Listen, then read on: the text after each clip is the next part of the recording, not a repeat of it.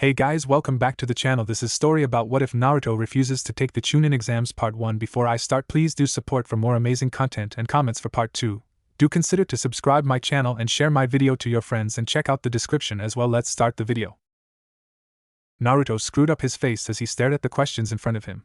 He might as well have been reading text from a different language. These questions were nothing like the ones he had had to answer in the academy, and even a majority of those he had gotten incorrect. As the rules had been explained earlier, getting a 0 on this test would result in his entire team failing. If he cheated and got caught, that would be a deduction of 2 points. That, alongside the fact that he didn't even know where to begin with the questions in front of him, had him feeling rather nervous. All around him he could hear the gentle scratching of pencils on paper, their constant rhythm infuriating him because of his inability to answer even a single question. Hinata had offered Naruto the opportunity to look off of her paper, but Naruto had nearly had his head skewered as a result when a kunai had shot past and stabbed the test that another one of the genin behind him had been writing on something that quickly dissuaded him. He had managed to give Hinata a bullshit excuse saying that he was too awesome to need to cheat, but he soon found himself regretting it as he realized just how difficult the questions were. When she'd offered again, he'd managed to put on a bit of bravado for the girl by saying that he didn't want Hinata to get in trouble for allowing him to cheat off her. If anything came out of this test, it was that he now knew he was too stubborn for his own good. Number 32, fail, shouted one of the examiners, making Naruto's eyes go wide. 32, that had been the number he'd been given. He was about to shout out in rage and say that he hadn't cheated at all when he remembered how several other genin had been dealt with when they had done something similar. Naruto-kun, said Hinata softly, never once having seen her crush cheat. Looking around, she tried to spot the Chunin that had been the one to call Naruto out, but it was difficult to pick which of the several higher-ranking shinobi had been the one to do it. The proctor of the exam, Marino Ibiki, had been watching all of the genin in front of him like a hawk. He had not seen the orange-clad genin cheat once, but even though he doubted it, it was possible he missed something. There was an occasional glance to the side, but that looked like a thinking pose, much how like some people chewed on their pen when they were brainstorming. However, the rules were his rules and he would not show weakness by overriding one of his subordinates' decision. While it would show that he was the dominant force in the room, he could not give leniency, especially because they were a Konoha team, and it could be viewed as a form of favoritism. You heard him, said Ibiki, not letting any emotions form upon his face. Teammates of his are disqualified as well. Slowly, Sasuke and Sakura got up from their seats as Naruto got up from his usual loud demeanor having all but vanished. Hey Hinata, you better become a Chunin, for both of us, said Naruto with a weak smile as he walked past, causing the Hyuga heiress to blush as she found herself filled with newfound confidence. The blonde could feel the eyes of his teammates drilling into his back but couldn't muster up the courage to turn around and look them in the eye. Sakura, who had been too busy doing the test without having to cheat at all, was fuming at her teammate. That being said, she didn't voice it out at the moment, dejectedly thinking how it had just been unfortunate that their first test would be a written exam and in the end it was unavoidable that Naruto would need to resort to cheating. As the door closed behind them, all of the genin returned to the work at hand while a few of those from Konoha's spirits rose at the prospect of potentially being promoted before the best in their class. Once they had reached outside, Naruto ran his fingers through his hair as his eyes adjusted to the sunshine. Looking around, he could see that there were several other groups of ninja who were fuming at one of their teammates for having screwed up. One team seemed to have automatically patched things up and were laughing as if it was a running gag between the three of them. While he hoped something like that would be similar for Team 7, when he turned around to see the fury in Sakura's eyes, he knew it was but a fleeting hope. Naruto! Shouted Sakura as she raised her fist up to strike the blonde, but before she could follow through, her wrist was grabbed by Sasuke. Calm down, Sakura, he said sternly, the pink-haired girl quickly obeying his words. While he was irritated by the fact that he would have to wait until the next lot of exams to get promoted, he couldn't help but shake the feeling that there was something else going on here. Thanks, Sasuke, said Naruto, thankful that he wasn't nursing a swollen head right about now. Naruto, said Sakura, anger still present within her voice. What did you do to get caught? I didn't cheat, muttered Naruto, causing both Sakura and Sasuke to look at him with confusion. But you had to cheat 5 times in order to get evicted from the exam. Don't lie to us, Naruto, warned Sakura as she lifted her fist to eye level. Sasuke, said Naruto, knowing that he would get a better response from the last Uchiha than Sakura at the present moment. If you cheated and in doing so got an answer, what would be the first thing you'd do? Write it down, asked Sasuke in response, unsure if this was the right answer to give. Instead of Naruto answering with words, he reached into his jacket and pulled out a crumpled piece of paper, handing it to his 2 teammates. As they took it, they automatically recognized it as the exam they had just been taking. Somehow Naruto must have been able to sneak the test out without anybody having noticed. Unlike the sheets they had been working on, however, this piece of paper was devoid of all writing except for where Naruto had written his name in the top right-hand corner. I see, muttered Sasuke as if deep in thought. What do you see, Sasuke? All this means is that Naruto is a baka, accused Sakura with a shake of her head. I wouldn't think the dobe to be the baka here if you can't see what this means, said Sasuke, which caused Sakura to take a step back. Sakura couldn't remember the last time anybody had called her a baka. Clearly, Sasuke had understood something from the paper which she had not, so she carefully studied the document in front of her once more. It took several seconds before her eyes went wide as she realized what Sasuke had meant. You didn't cheat at all? Asked Sakura, although she was fairly sure of the answer. It seemed so simple now. Like Sasuke said, as soon as a person had an answer they would write it down regardless of whether or not the answer had been gathered through cheating. Naruto needed to have been caught cheating at least 5 times to have been disqualified, and it certainly didn't make sense for him to not write down the other 4 answers he would have found had he cheated. I had the option to once, but I chose not to because I didn't want to get us disqualified, admitted Naruto. Somehow though I still managed to screw up. Maybe you had pranked one of those Chunin a long time ago, and this was their way of getting revenge, offered Sakura, trying to think of a solution. As she said it though, she realized just how ridiculous that sounded. Even if a ninja had been pranked by Naruto, causing an entire team to fail seemed like overkill for such petty revenge. Plus, for as long as she'd been on the team with the blonde, she couldn't once recall him having done anything to truly anger anybody of higher rank, so she doubted a Chunin would have waited so long to get back at Naruto. Maybe, said Naruto as he looked up towards the clouds before muttering a string of incoherent words. Sasuke said nothing, but he had reacted to the tone in Naruto's voice. The Uchiha could tell that it had nothing to do with the prank that Naruto had pulled, but it did have something to do with the Uzumaki, the blonde's tone having given it away. He didn't want to pester Naruto on the subject. However, he had never seen his teammate in such a quiet mood before, and while it was a welcome reprieve for his ears, it also was quite unnerving. So what now? Asked Sakura, praying in the back of her mind that Ino didn't get promoted before her. Find Kakashi-sensei, tell him we failed, and then train to be able to kick ass in the next exams, said Naruto, his usual fire seeming to reignite. Sounds like a plan, said Sasuke with a smirk, somewhat relieved that Naruto was back to normal. Do you even know where Kakashi is? Asked Sakura. Nah, but last one to find him has to buy the rest of the team lunch, said Naruto with a cheeky grin before dashing off, intent on making the others buy his food for today.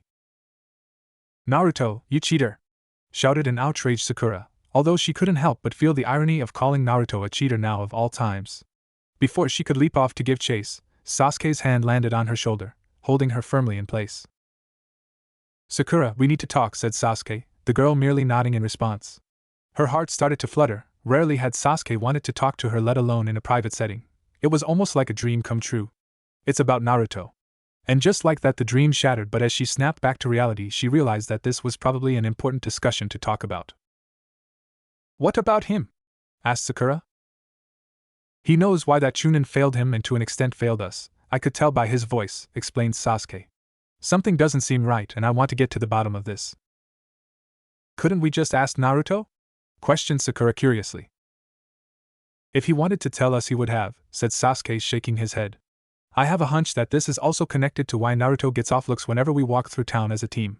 Sakura nodded her head as she recalled the last instance such a thing had occurred when they had been walking down the street, and a mother had guided her son into a nearby shop, away from them as if in fear. Yet when she had tossed a final glance over her shoulder, it hadn't been the fear in her eyes she was expecting, but hatred. She had been unable to come up with an answer for what said hatred was directed towards, however. So what do we start with first? Asked Sakura.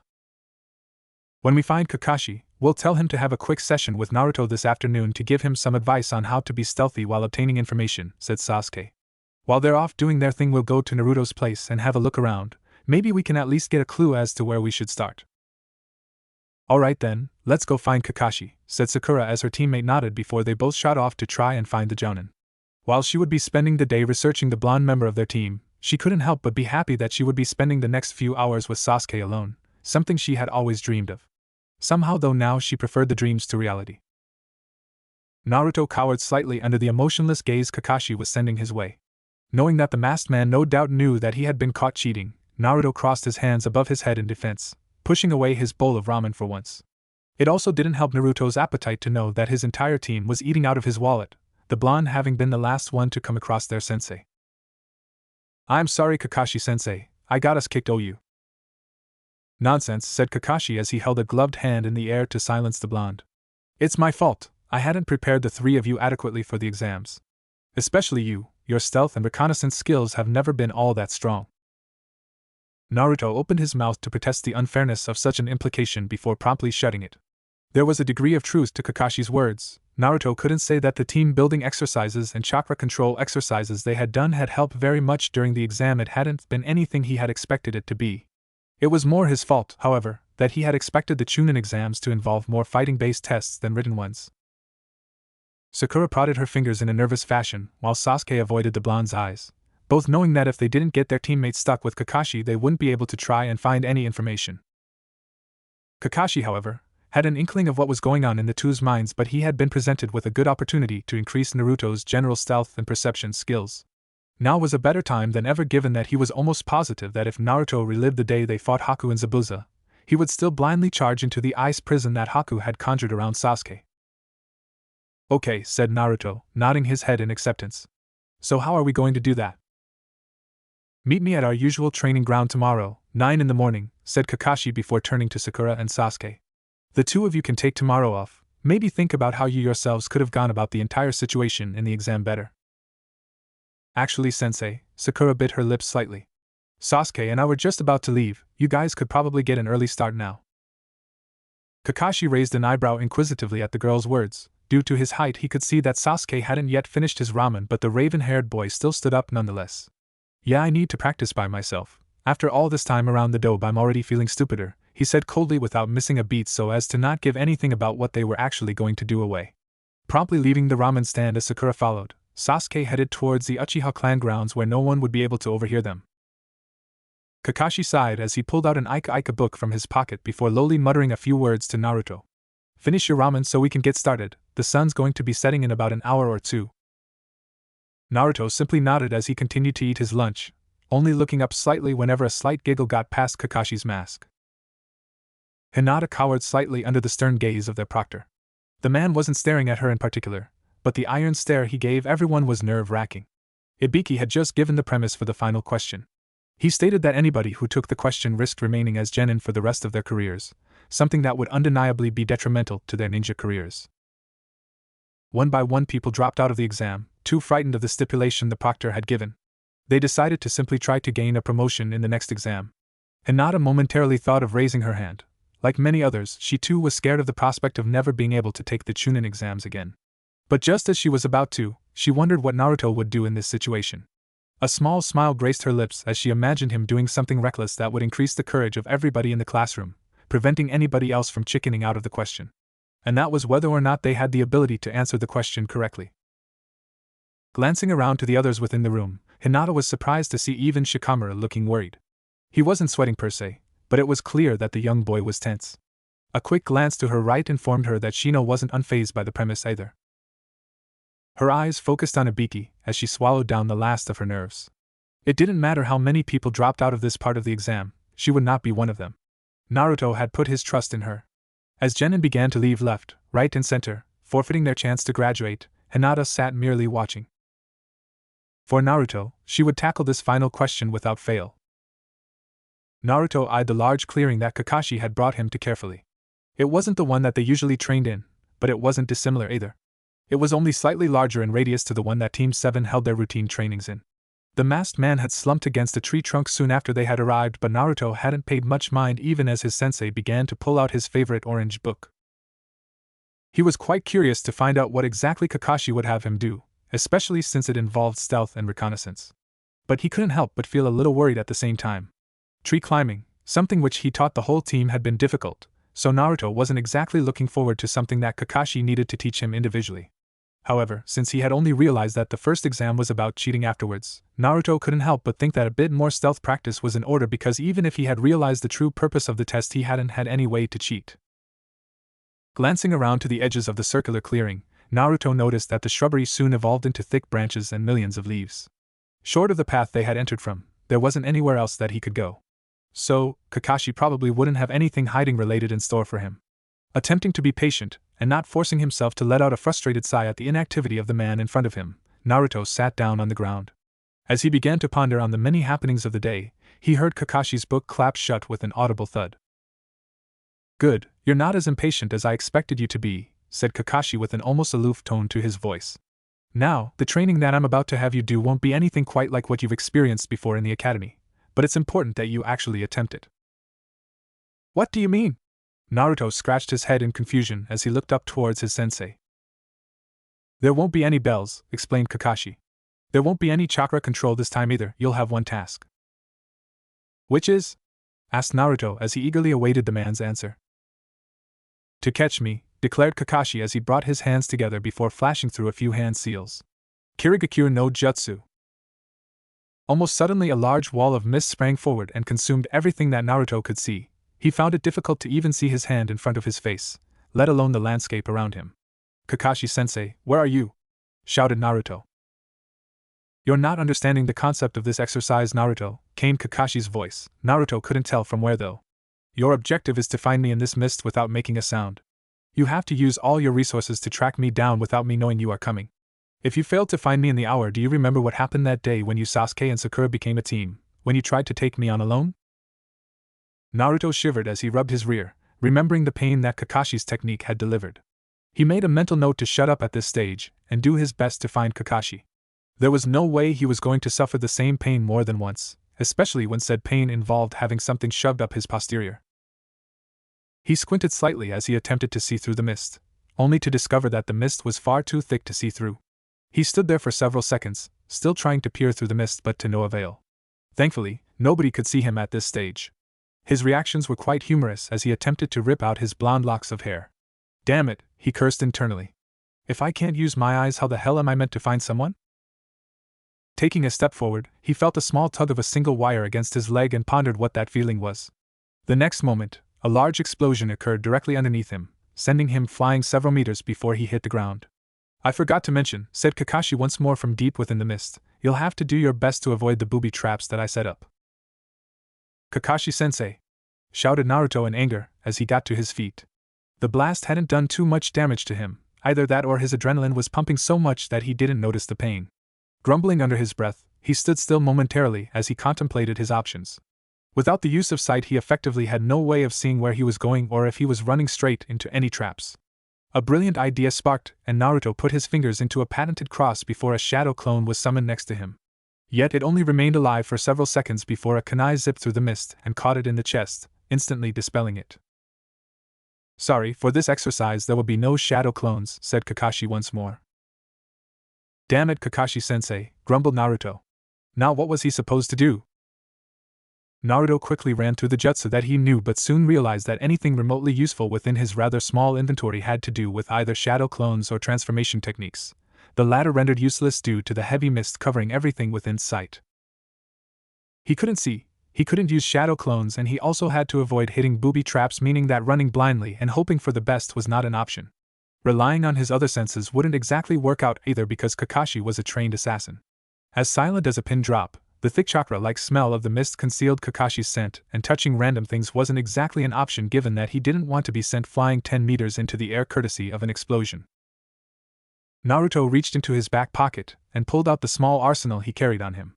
There were a handful of shuriken, 2 kunai, some ninja wire, and a small explosive he had made earlier in the day in case he needed some way to obstruct his fellow genin on their path to becoming Chunin.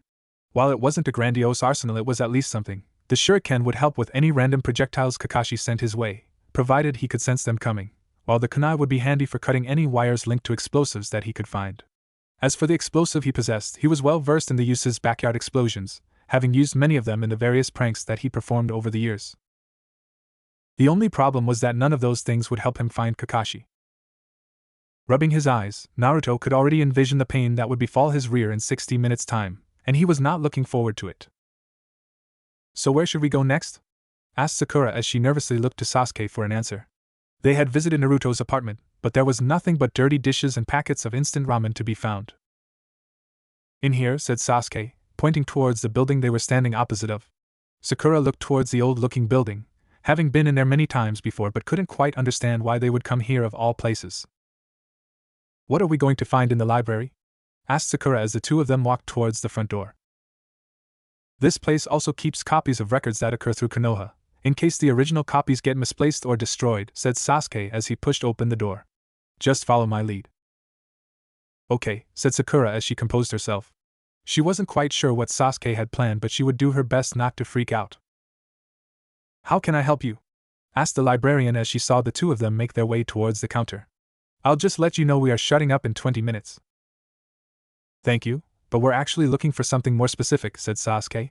The Hokages asked us if we could go over some of the old records concerning the location of graffiti, vandalism, and things like that so we can construct a report on where security should be increased. This seems like something that should be done by somebody a little older than a couple of young teenagers, said the librarian suspiciously. The thing is though, the two of us were the top of our class grades-wise, and the Hokage gave this task to us to see how our information gathering skills are, as well as our analytic knowledge in a given situation, explained Sasuke. This is probably just a test of some kind, said Sakura, decided to chime in. If we can manage to write up a decent report, you might find other genin coming in and doing similar research. If you think about it, if we didn't have these skills out on a mission, incorrect knowledge and analysis could prove to be fatal, said Sasuke, putting emphasis on the final word. All right, I understand, said the librarian, accepting what the two genin were saying, though they seemed to have an awful lot of reasons for why the Hokage had assigned them a research task. Since these are to be kept on premises at all times, I cannot allow you to rent out the documents for the night, but you two seem trustworthy enough, so I'll be willing to let you stay in here an extra couple of hours. You're too kind, said Sakura appreciatively with a light bow. So whereabout can we find this information? Asked Sasuke.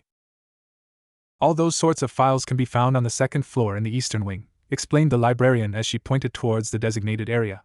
If you wouldn't mind, I'd like to see the report once it is completed. Seeing young people study in the library is one of those things that bring me joy. Seeing the fruits of your hard work would be most appreciated. Sasuke groaned slightly, wondering what it was with this woman, but thankfully his small movements went unnoticed. Well, this research isn't going to be researched, he said as his mind failed him momentarily since the librarian had gathered a nearby book and had hugged it passionately for some strange reason. I'll be sure to make a copy of our report for you, said Sakura, covering for her teammate's blunder. Come on, Sasuke, let's get started while we still have some daylight, she finished as she grabbed his hand and led him away. It took her several seconds for her to realize that she was holding Sasuke's hand and nervously let go as a crimson blush adorned her face. Thankfully, since she was in front of her crush, he didn't see the red blush upon her cheeks. Why'd you stop? Asked Sasuke, wondering why his teammate had frozen in place so suddenly. Thought I was going to sneeze, said Sakura, lying through her teeth as she started walking again, not wanting to make eye contact with the last Uchiha. It didn't take the two of them long to traverse the stairs and find the correct shelf. Finding the right lot of documents, however, was not so easy. Where is it? Grumbled Sasuke as he put back the files he had pulled out, this one being the details on the number of visitors who came through the gates of Konoha every week. While all this information would be useful, he had always feared being stuck on guard duty with one of his fangirls. It was not what they were after. I think I've got it, said Sakura as she blew dust of a bundle of papers within her hands. Accounts of vandalism on the bow. No, wait, that's not it. Sasuke sighed heavily. Maybe we should just go back and ask that old lady to find it for us. I doubt she'll do it, answered Sakura dully. She'll probably say something about young children having to learn how to conduct research themselves if she doesn't stick with us for the next 2 hours. Doesn't sound too helpful, Sasuke groaned. For the love of God, why are there so many damn documents? Naruto threw himself to the ground as an explosion behind him shook everything in its immediate vicinity. He hadn't had much luck at all with catching Kakashi-sensei. The closest he had gotten so far was the man's footsteps, never mind a visual of his entire body. He supposed that wouldn't do much good either because of the mist, which literally caked everything around him. Only 15 minutes left, Naruto, whispered Kakashi's voice eerily, making the hair on Naruto's neck stand on end. Damn it, grumbled Naruto as he felt like tearing out his hair. It was all because of Kakashi's rules that he couldn't do anything that would really be to his advantage. It was then that a little spark seemed to ignite and an ingenious idea, or at least the best one he could think of, seemed to appear. Putting his hands into his patented seal, a single shadow clone was created directly in front of him. Barely a second had passed for the clone to be in existence before a kunai pierced through the mist and caught the clone. Naruto, however, wasn't fazed by that but watched as the clone was pushed to the left ever so slightly before it puffed out of existence. The entire process had only lasted about 2 seconds, but that was all the time Naruto needed as he whipped out his shuriken and tossed them towards his right. From his position, Kakashi dropped to the ground as his instincts kicked in. A couple of shuriken were lodged into the tree he had been standing by while others had pressed further into the mist. Underneath his mask a small smirk crossed his face. Naruto's plan had actually been impressive, using the rules to his advantage. The blonde had known that shadow clones were not permitted in this test but summoned one anyway with the knowledge that it would be destroyed. He also had the knowledge to realize that there was a slight delay between the damage taken and the clone being removed from existence so that when the kunai struck, it would knock the clone in the direction that the weapon had been thrown from before vanishing. "I know where you are, Kakashi-sensei!" shouted Naruto as he charged towards the direction the Jounin was in. He barely made a dozen steps before he snagged a small wire, tearing it in two and setting the trap in motion. Kakashi sighed as he looked away. It seemed as if the small victory had quickly gone to Naruto's head and the blonde had completely forgotten that the land was booby-trapped. He made a mental note that he'd have to fix that as well somewhere down the track. Knowing when not to fight was as important as knowing when to fight. He almost cringed as he heard several small explosions go off in the area that Naruto had been charging towards before he tooted slightly. This was something that definitely needed to be fixed sometime within the near future. Hinata washed her face as she looked at herself in the mirror, a smile upon her face, glad that they had been able to return home for the night. Including her team, 11 ones had made it through the first exam after choosing to answer the 10th question. Not only that, but the other two teams from Konoha with Genin roughly their age had managed to make it through, and she couldn't help but feel happy that her friends had gotten through. Then they had met the proctor for the second exam, Mitarashi Enko, and she couldn't help but relate the eccentric woman to Naruto, and all those happy thoughts had gone straight out the window. That being said, she prayed that Naruto never decided to wear such revealing clothes in public. Just thinking about the fishnet piece that had adorned Enko's body made her flush in embarrassment, and she couldn't help but wonder if Naruto would like that kind of thing. As she looked in the mirror, she couldn't help but wonder how she would look wearing something similar to what Enko had worn. She could practically envision it, yet her vision sent her mind into overload, and she dropped to her knees as her face felt as if it was on fire. She prayed that at her birthday several years down the track somebody like Ino didn't decide to get her something similar to that outfit. She didn't know whether or not she could survive such an embarrassment. "Lady Hinata, your father sends word that he expects you at the dinner table shortly," said a voice from outside her room. "Thank you," replied Hinata, happy that a distraction of some kind had gotten her mind off of such disturbing thoughts. Getting back to her feet, she splashed her face once more with water, knowing that she had to have a calm mind when her father asked her about the first exam. As she stepped out the bathroom, she hoped that she wouldn't disappoint him throughout the course of this exam. Sasuke smirked victoriously at Sakura's announcement that she had finally found the right documents. They hadn't been looking in the wrong section or anything like that. There had simply been too many scrolls within the large library for them to find anything relevant to their interests. Unfortunately, the results had been somewhat inconclusive. While Sakura had managed to fetch a list of the proctors of the first exam, it hadn't helped all that much, as even though they had a list of most accounts of vandalism within Konoha, the victims of the vandalism mentioned in the documents didn't match up with the list of Chunin Sakura had grabbed. She had chimed in by saying that the documents had only recorded major events, and that Naruto's pranks were usually low-key. He didn't always paint the Hokage monument a different color, but they had both been amused to note that said prank had been one of the ones listed. Sasuke had reasoned afterwards that a mere prank from an academy student on a Chunin wasn't exactly something that would end up on important documents such as the ones they had found in the library. Sakura had only been able to agree, but she had suggested that they look at other things. It had been a long shot, but she had suggested that since they were at the library, they might as well look at different records of vandalism. While neither Sakura nor Sasuke had the energy to go through another gigantic list, the promise of finding out what exactly smelled so fishy fueled the two of them enough to go through the documents and find something of use. There had been written reports and summaries on almost each event on the list, but Sakura had suggested to look for something far more accurate, a graph. They'd come across enough random ones as they had tried to find the initial one anyway, so it was only a matter of time before they came across one relating to the overall state of vandalism, or something similar in Konoha. "Take a look," she said excitedly as she beckoned Sasuke over to her, basking in the knowledge that she had done something good in front of her crush. Vandalism in Konoha sorted by suburbs. Sasuke trailed his finger over the words as he murmured the title. "Looks like it's something. So where exactly should we start?" Sakura asked as she placed a list of all the Chunin proctors of the first exam besides the graph. "Well, look at the photo of each Chunin as well as the info. It's not that hard to figure out where they'd live," Sasuke said as he gestured to a random one on the sheet at the top of the bundle of documents. "Look here. This one here, Naoya Komatsu, you can tell by her appearance that she's fairly rich and her description makes her sound like a stuck-up snob. She's probably living in one of the wealthier districts." Sasuke pointed towards the 3 wealthiest districts on the line graph that he knew, but you can pretty much safely say that she's not got much against Naruto because there hasn't been much vandalism in her district. It's a stab in the dark if anything, but it's all we've got. He shrugged slightly as Sakura looked on at the 2 pieces of paper in interest. What felt like hours passed rapidly as the two of them rapidly worked their way through the list, cross-referencing it with the graph before Sakura suddenly noticed something askew. "Hey Sasuke," she said slowly. "Yeah?" He looked up to meet her eyes, slightly disappointed that she had interrupted him with something that wasn't a breakthrough in the research they were conducting. However, that didn't seem to discern the pink-haired girl as she pointed to the highest point on the line graph.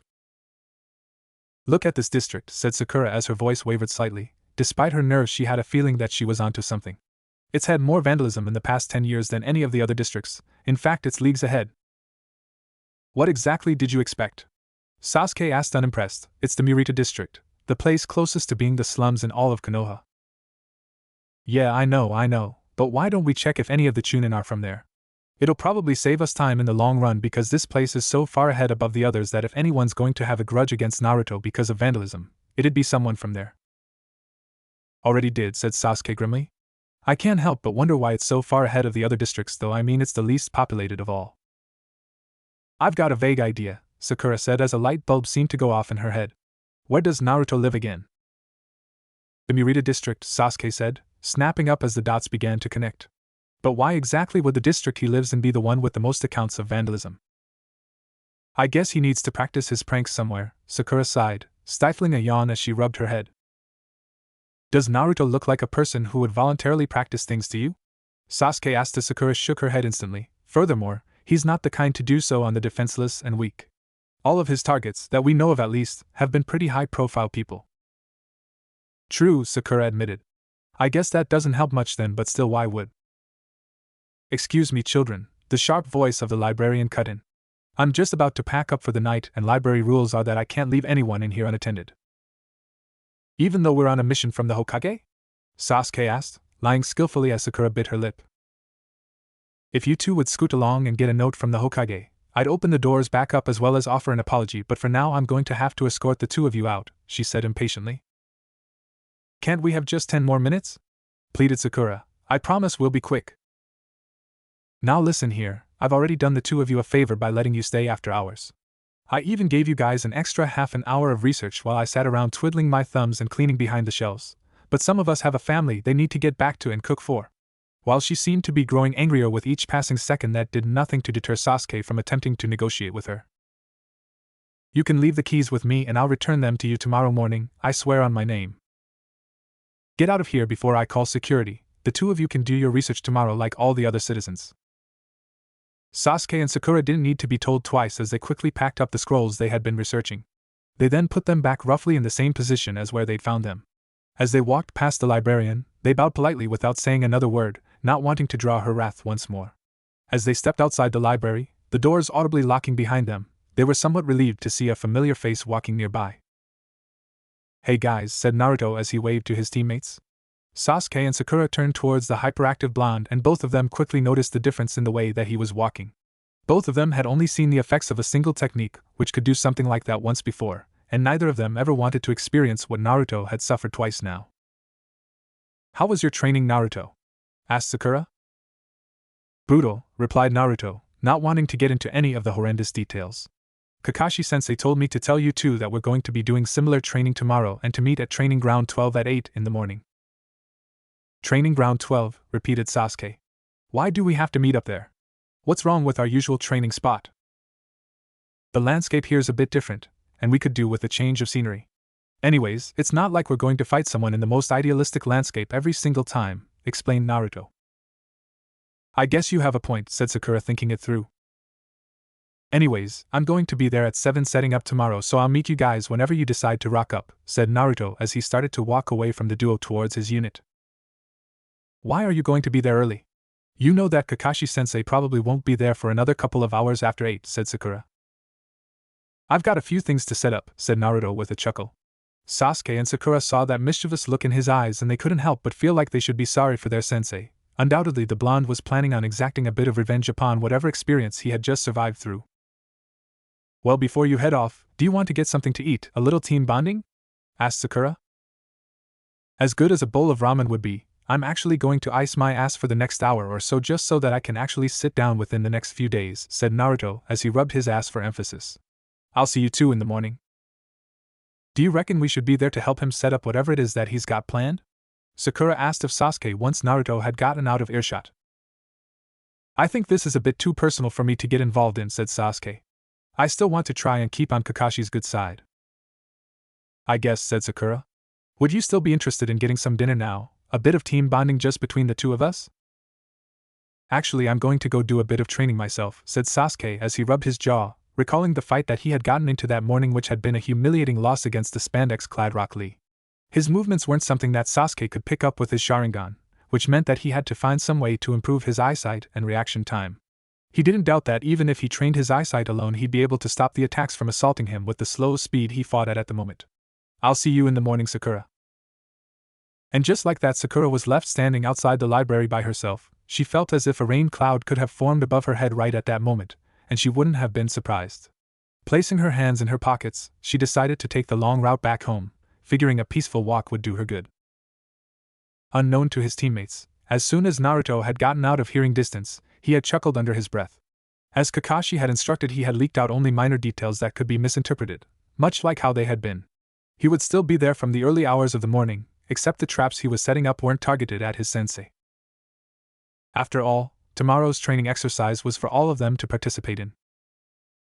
Alright, so now that we're all here, I think it's best that I explain what you'll be doing today, said Kakashi after finally appearing before his team. Do you mean to say we're doing something different? Asked Sakura as she thought back to the words Naruto had spoken yesterday. Naruto said we're doing some kind of similar training to what he was doing, so does that mean we're all going to be doing reconnaissance drills? Unfortunately, no. Well, kind of, but not exactly. There'll only be one objective of today's training session, Kakashi trailed off mysteriously as Sasuke and Sakura both shrugged to themselves. And that is to catch Naruto. Catch Naruto? Sakura muttered in disbelief. That's not even going to be challenging, he's really slow. Sakura has a point, Sasuke said as his eyes darted around the training ground, attempting to look underneath because with Kakashi it was never as simple as he attempted to make it seem. It's not as though Naruto's even really going to be able to get that far away from us. You'd be surprised, chuckled Kakashi as he twirled a kunai around his fingers. Who said he was with you two in the first place? With a fluid motion he threw the kunai straight through Naruto's somewhat unsuspecting stomach as it disappeared with a poof. Meanwhile, deep within the set boundary lines that Kakashi had signaled, Naruto's head lifted as he finished setting up his final trap. There we go, he said as he wiped the sweat off his brow. And Kakashi-sensei just told them to wait. Why do I know that? Wait, you mean Naruto can use shadow clones too? Sakura protested. That's unfair, he can literally make 1,000 of them. How are we supposed to know which one of them is him? No, that was the only shadow clone he was allowed, Kakashi said as he eyed the kunai which had embedded itself in a tree. It wouldn't be half as fun otherwise. However, to level the playing field a little bit, Naruto set up a few surprises for you guys. Like the Dobe could set up anything decent, Sasuke crossed his arms over his chest as he attempted to keep up an unworried facade. However, on the inside he was attempting to look for clues as to where Naruto had run off to. Naruto was loud and wore bright orange. He wasn't exactly born to hide. So I'll leave you guys to. Wait. Kakashi-sensei, what are you going to be doing this whole time? Sakura questioned as she noticed the man was beginning to raise his hands in order to shun Shin away from them. Me? He gave what Sakura could only assume was a smile. Well, I'll be supervising, of course. With a small puff of smoke, not dissimilar to the one Naruto's clone had given off, Kakashi vanished, leaving the least eccentric members of Team 7 to themselves. So where do you think Naruto is? Questioned Sakura as she attempted to break the loud silence that overcame the entire training ground. Well, I'd say he's probably on the edges of the training ground. It's way too quiet for Naruto to be around here, answered Sasuke. I saw a river that cut into the training ground on my way in. I reckon he'll be using the sound of flowing water to mask himself, so I'll go check that out. You should probably head off the other way. With that, Sasuke began to walk away from the small clearing that they were in, but just as he was about to head off he paused slightly as Sakura bellowed a few words. Sasuke, don't you think it's best we stick together? I mean, this could probably be another one of Kakashi's teamwork exercises, and besides, 2 pairs of eyes are better than 1. She yelled as he spun around, facing her, as he entertained the notion. Alright, we'll do that. But if we don't manage to find anything at the river, we should probably split up, Sasuke said, not particularly in the mood to deal with the high-pitched voice that usually paired itself with Sakura's company. Yeah, okay, and besides, I'm sure Naruto would think twice about ambushing the 2 of us instead of just 1. He probably wants us to split up, said Sakura. She totally wasn't using the situation to her advantage in order to spend more time with Sasuke. Totally. So what kind of surprises do you reckon Naruto's going to have in store for us?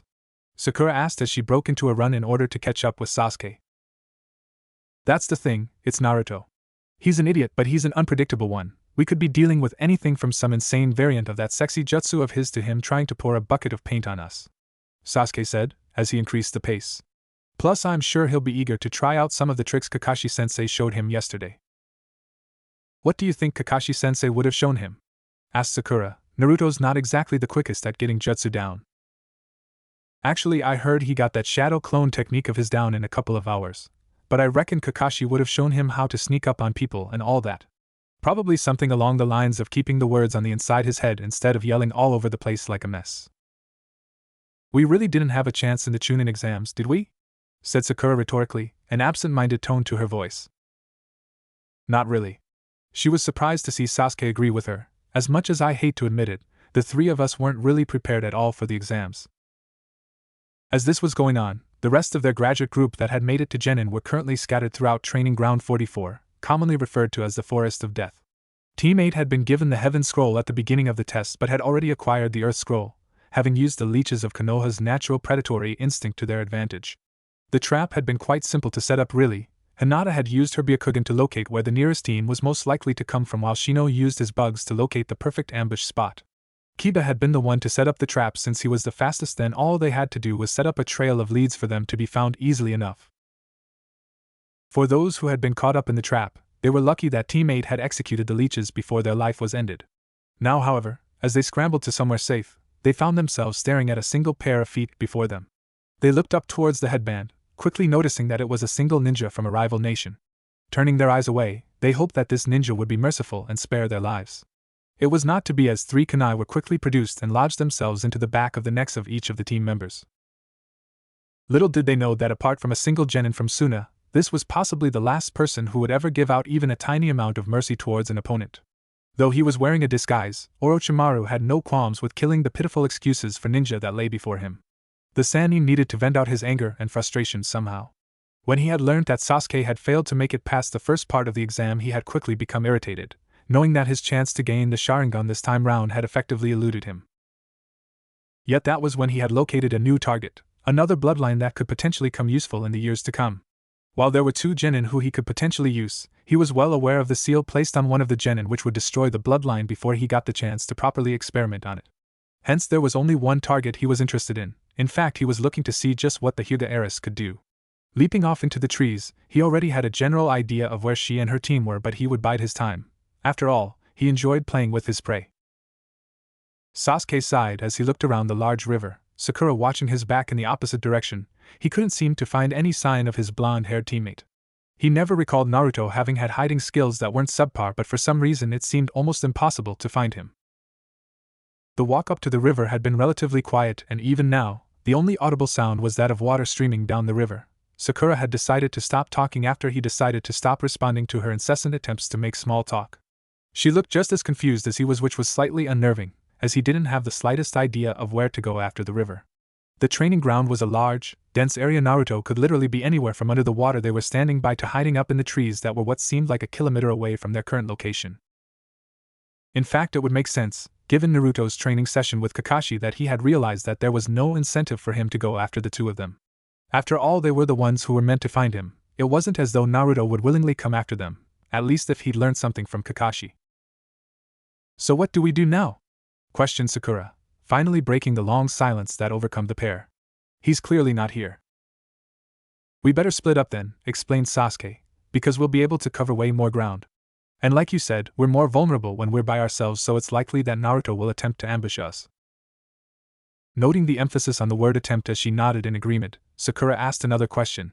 So what do we do if we find him? We capture him, of course. Sasuke sighed before he realized who exactly he was talking to. Well, actually, if you see him, just shout out to me. I'm not sure if you could take Naruto with all his traps by yourself. Sakura could only agree. So where should I go? Why don't you head down back where we came from? Suggested Sasuke. Go a little further and see if we came the wrong way. I'll stick around here and take a closer look. Okay, if I don't manage to find any sign of him, I'll head back here, Sakura said, obviously eager to not be left alone, before walking off. Sasuke's eyes darted around the area once more before he closed them with a look of focus upon his face. It was clear that he was calm and rather collected, however when he opened his eyes again they looked anything but. His onyx-colored eyes had developed into a much darker red, while two tomio appeared beside his slightly enlarged pupils. Though he knew that the Sharingan wouldn't be that much use in a situation like the one he was in, this probably being one of the few times the Byakugan was superior, it did clear up his vision slightly. He could see with more clarity, more perception. He figured that it would be worth a shot as he still was somewhat sure that Naruto would be around the river. The other places were too quiet for someone like him after all, and it was good at picking up odd things like an odd shuffling of leaves.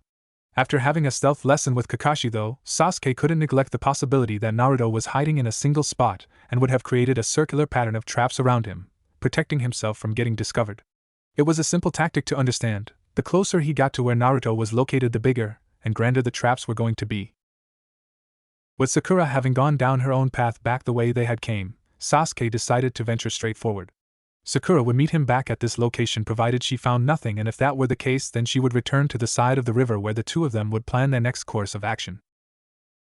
Yet meeting up with his teammate would have to wait as he felt his foot graze a hidden wire, activating the trap that had been set. Scanning his surroundings quickly, Sasuke watched as from all around him kunai were projected towards the singular spot where he was standing. "I was expecting more from you, Naruto," said Sasuke with a smirk as he jumped up, avoiding the kunai with ease. Yet, as he floated in the air he wasn't able to notice the second part of the trap until it was too late, a single ball falling from above which he only managed to see when it was directly in front of his eyes for a moment before it exploded. From where she was, Sakura heard the explosion go off and looked back in the direction where she had come from, worried for Sasuke's safety. Yet she shook her head as she reassured herself. Even if one of Naruto's traps had gone off, there was no way that Sasuke would have gotten caught in one this early. Unfortunately, she couldn't have been much more wrong as Sasuke landed on the ground, coughing and wheezing as the black mist surrounding him was inhaled. The mixture wasn't poisonous by any means, but it was more than irritating as Sasuke pondered just how much pepper Naruto had managed to cram into that small explosive. He tried to open his eyes, but his vision was blurry with tears as he continued to cough violently. Undoubtedly, he realized that he was going to have to be a lot more cautious from now on. Pressing forward, Sakura didn't really know what to expect out here in this training ground. The setup was unfamiliar with her, so she had no real idea where the best hiding spot for Naruto would be. Looking around, she quickly surveyed her surroundings, working out where the highest possibility of an attack would come from. To her left and right were thick groups of trees with numerous hiding places, but at the same time it would be difficult to launch an attack without being seen. Shooting her gaze skyward, Sakura viewed the canopy that seemed to blanket out a majority of the sun. This was something which quickly worried her. There could be countless amounts of potential vantage points from above where Naruto would silently wait until the time was right to unleash something that would directly land on top of her. Sakura shook her head frantically, reminding herself that this was Naruto that had set the traps, but as she thought about this single topic she realized, it was Naruto that set these traps and thus they were potentially very dangerous. Deciding to press forward once more, she stopped before she even began as she spotted a small squirrel in the clearing before her, gnawing away at a nut that it had found. To the teenage girl, Sakura couldn't help but think how adorable the situation was as she edged closer to get a better look, sadly stepping into a rope trap for her trouble. It took a moment for the pink-haired girl to realize what had happened as she hung upside down from a single ankle, her hair hanging below her as she swayed side to side. Internally she was yelling at herself for falling into such a simple trap, but before she cut herself free her eyes landed upon the squirrel, and even from her position she could see that it was giving her the peace sign before it ran behind a nearby tree and vanished from sight. Realizing she had been duped, she opted to remain hanging there for another minute or two as to calm herself somewhat so that she didn't blindly charge into another of Naruto's traps. But when she found him, however, there would be hell to pay. Hinata let out a heavy labored breath as she watched Kiba charge towards the pale-faced man once again. They had long since abandoned any tactics that they'd been taught by Kurenai-sensei. They had started off trying to do so but only watched with wide eyes as the man managed to evade everything they threw at them. Even Shino was sweating, grunting, as he threw fist after fist at the strange genin. The fact that the normally silent Aburame had resorted to desperate measures spoke volumes about how horrid the situation had become. It mattered little though, as they were beaten without hesitation. Even Akamaru didn't leave the battle unscathed as his owner lay unconscious after having been kicked viciously into a tree. There was only one man, they had discovered, but he was about the equivalent of 50 different genin teams. Literally anything they threw at him was thrown back at them with an air of casual airiness about him. He wasn't just laughing at them as he tore them apart piece by part, he was toying with them. Rock Lee's team had attempted to come to their aid, but it had been very short-lived. The young protoge of Gai-sensei had quickly been bested in taijutsu and had been sent flying what looked like a few kilometers in the air. Tenten had taken to the trees in an attempt to catch him off guard with her weapons, something that wasn't exactly working out too well as multiple projectiles were fired back at her, striking true, and Niji was lying sprawled out across the ground a couple meters away from him. Activating the Byakugan quickly, Hinata analyzed her cousin's body, relieved to find that he was on the floor mostly because he had completely exhausted his chakra. He had used so much of it that despite the close range, Hinata was having trouble seeing it normally. However, that was by no means the worst of his injuries. His right kneecap appeared to be shattered and the same shoulder, fractured. He wasn't unconscious, just hanging on by a thread, but Hinata was unsurprised to see that he still had his Byakugan activated despite being at such an edge. Niji, how are you still willing to fight? Your body has been damaged, and you know that if you try and fight you'll just be hurt even more, so why? Though he hadn't spoken a single word to her since he had arrived, the heiress hadn't been struck, at least not too violently, in the presence of her cousin.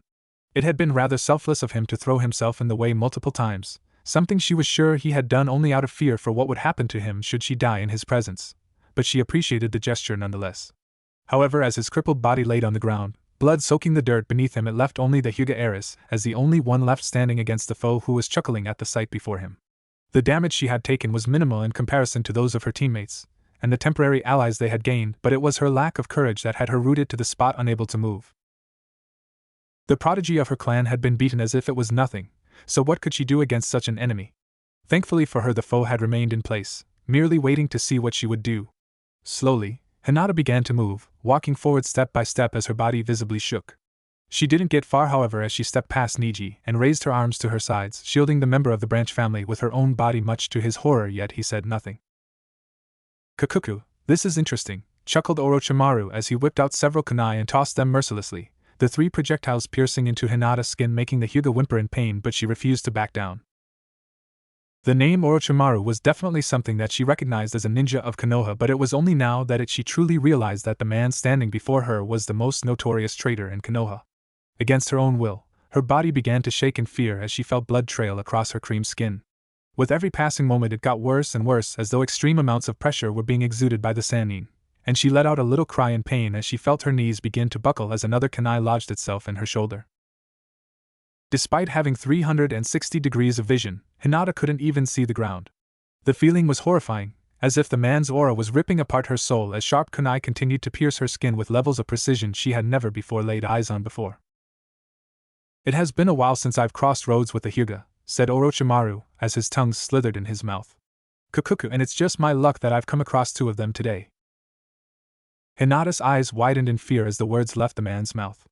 All her allies, provisional or not, were lying on the ground, battered a few meters away from her and Niji.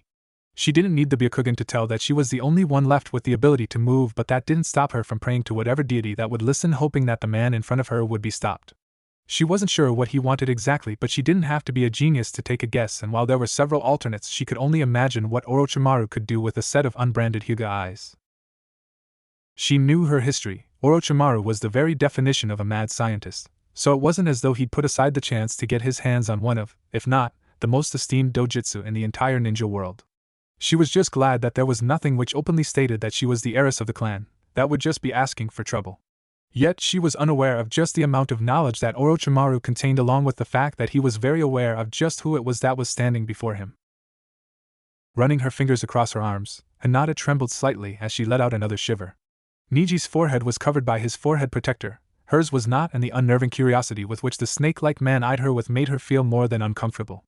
As the man stopped firing kunai with cruel accuracy, he advanced towards her, licking his lips as he chuckled to himself in a disturbing manner. His gaze swung towards Niji almost suddenly, as though a particularly intriguing idea had crossed his mind, and he slowed his advance.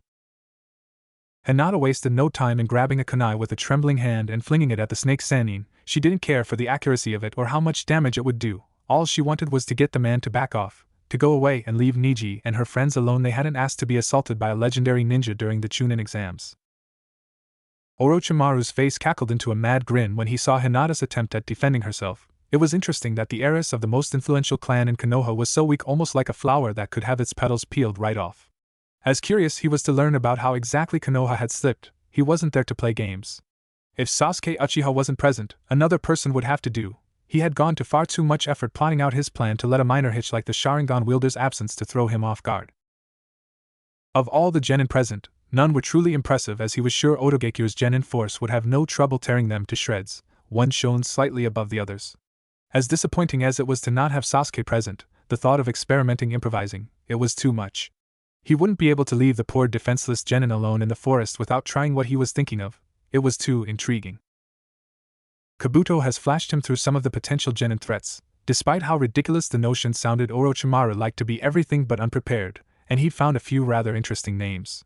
It seemed as though Konoha's next generation of clan heirs were present in the one exam that he'd just decided to gatecrash, but as much fun as causing some political unrest would be, he wasn't looking at any of the heirs. The Inuzuka one was less than impressive, the Aburame as stoic as ever, and he didn't even want to bother with the Yamanakas or their two closest allies.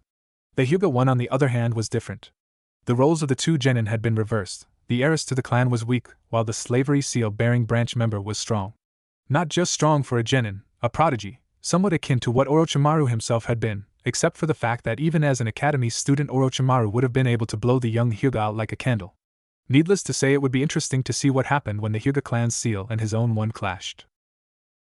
As he stalked closer to the boy's near-unconscious body, licking his lips in anticipation, his face snapped up just in time for him to block a nasty strike to his chest with his forearm. His eyes widened slightly as he realized that Hinata had taken a firm stance, and even though she was shaking nervously, there was an air of determined about her. Interesting, he flicked her down to the ground, only for her to spring back up once again. As tempted as he was to take her out as he had to the several other genin behind them, there was something appealing about the thought of toying with the girl so much that even the paralyzing genjutsu that Itachi had cast on him years ago would look like a joke. However, unlike her cousin who was still trying to get to his feet despite his limbs failing to obey him, Hinata bore no competing seal upon her body. Unlike Sasuke, who he knew would have searched for power to gain retribution upon Itachi, Hinata would search for power in order to protect those around her. Even against impossible odds, she was still willing to stand in danger's way and fight against an opponent who had decimated her friends and allies.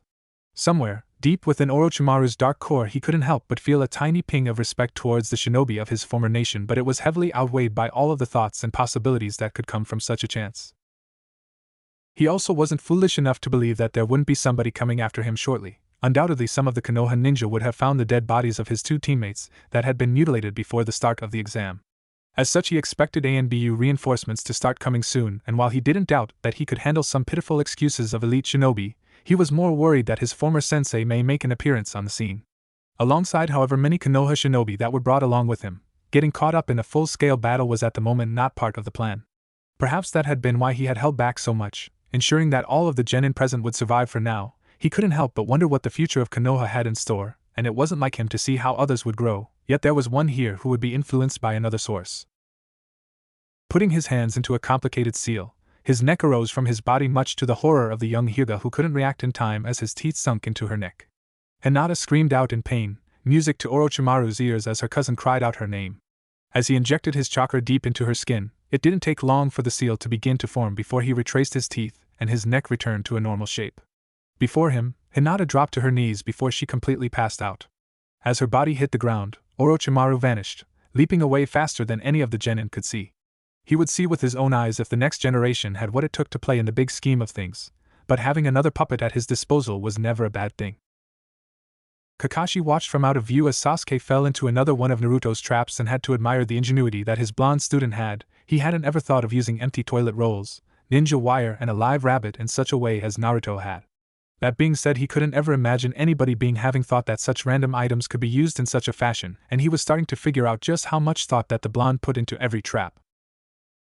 He recalled observing the reports of how even members of ANBU had fell into Naruto's traps when giving chase to the blonde for whatever mischief he had gotten himself into.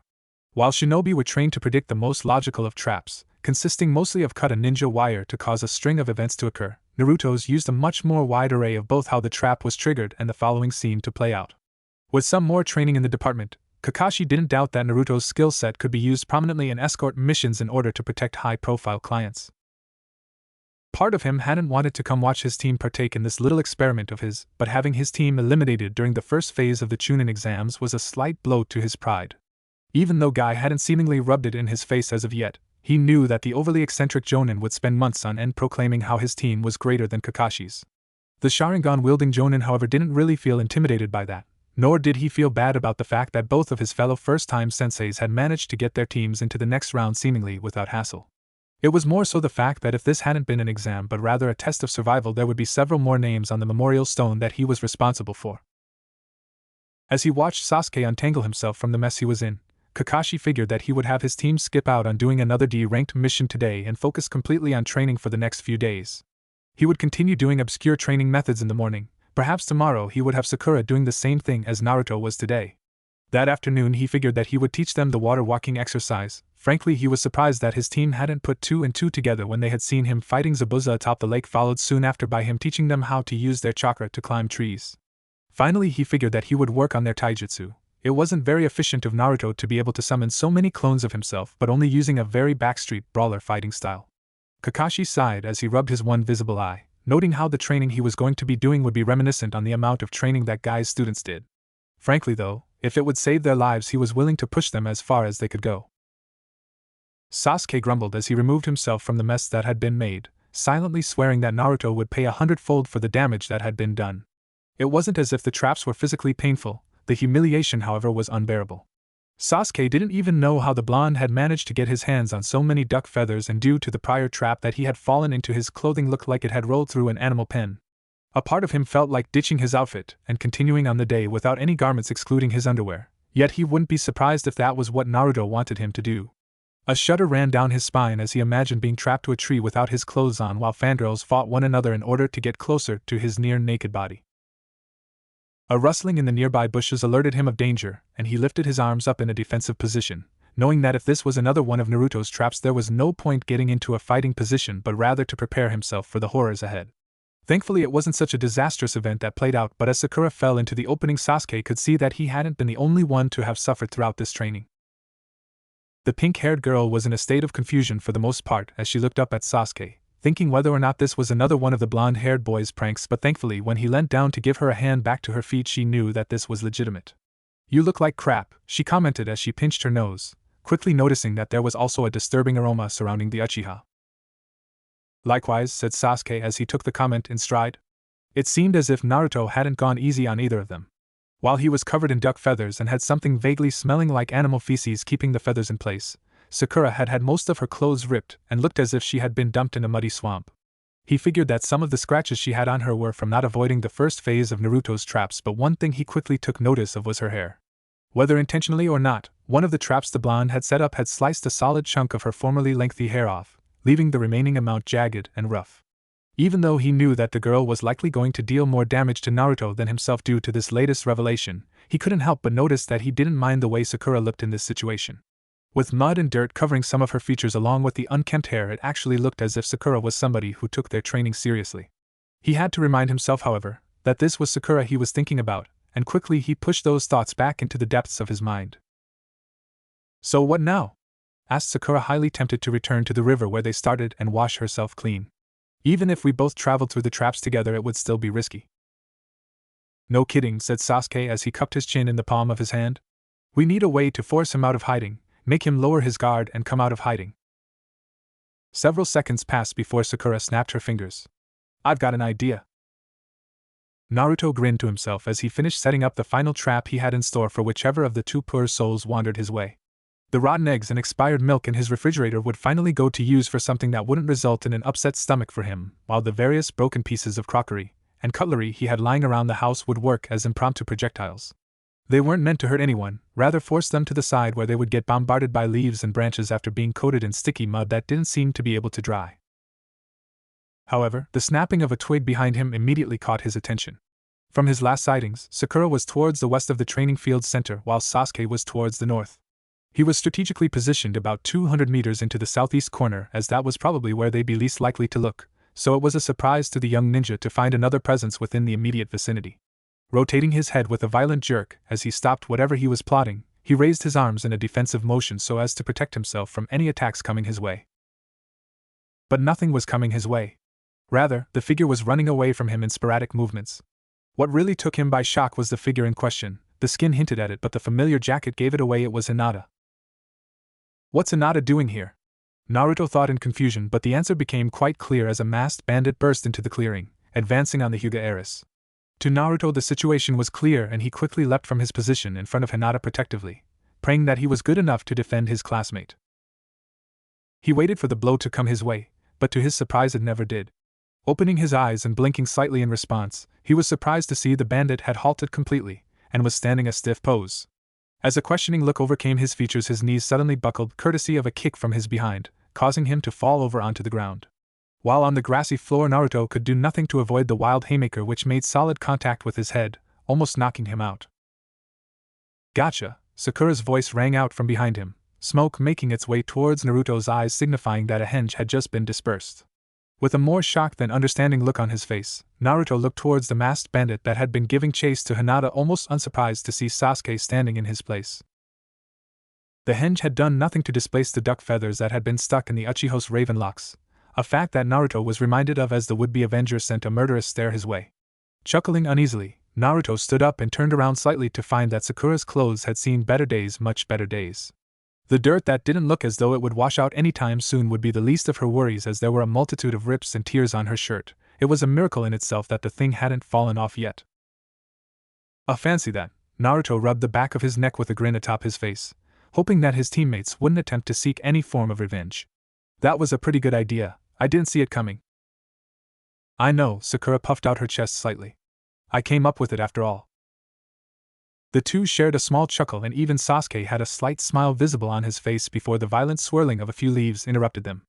Interesting, for a moment there I didn't think the two of you would manage to catch Naruto, said Kakashi as he lazily pushed up a strand of silver hair.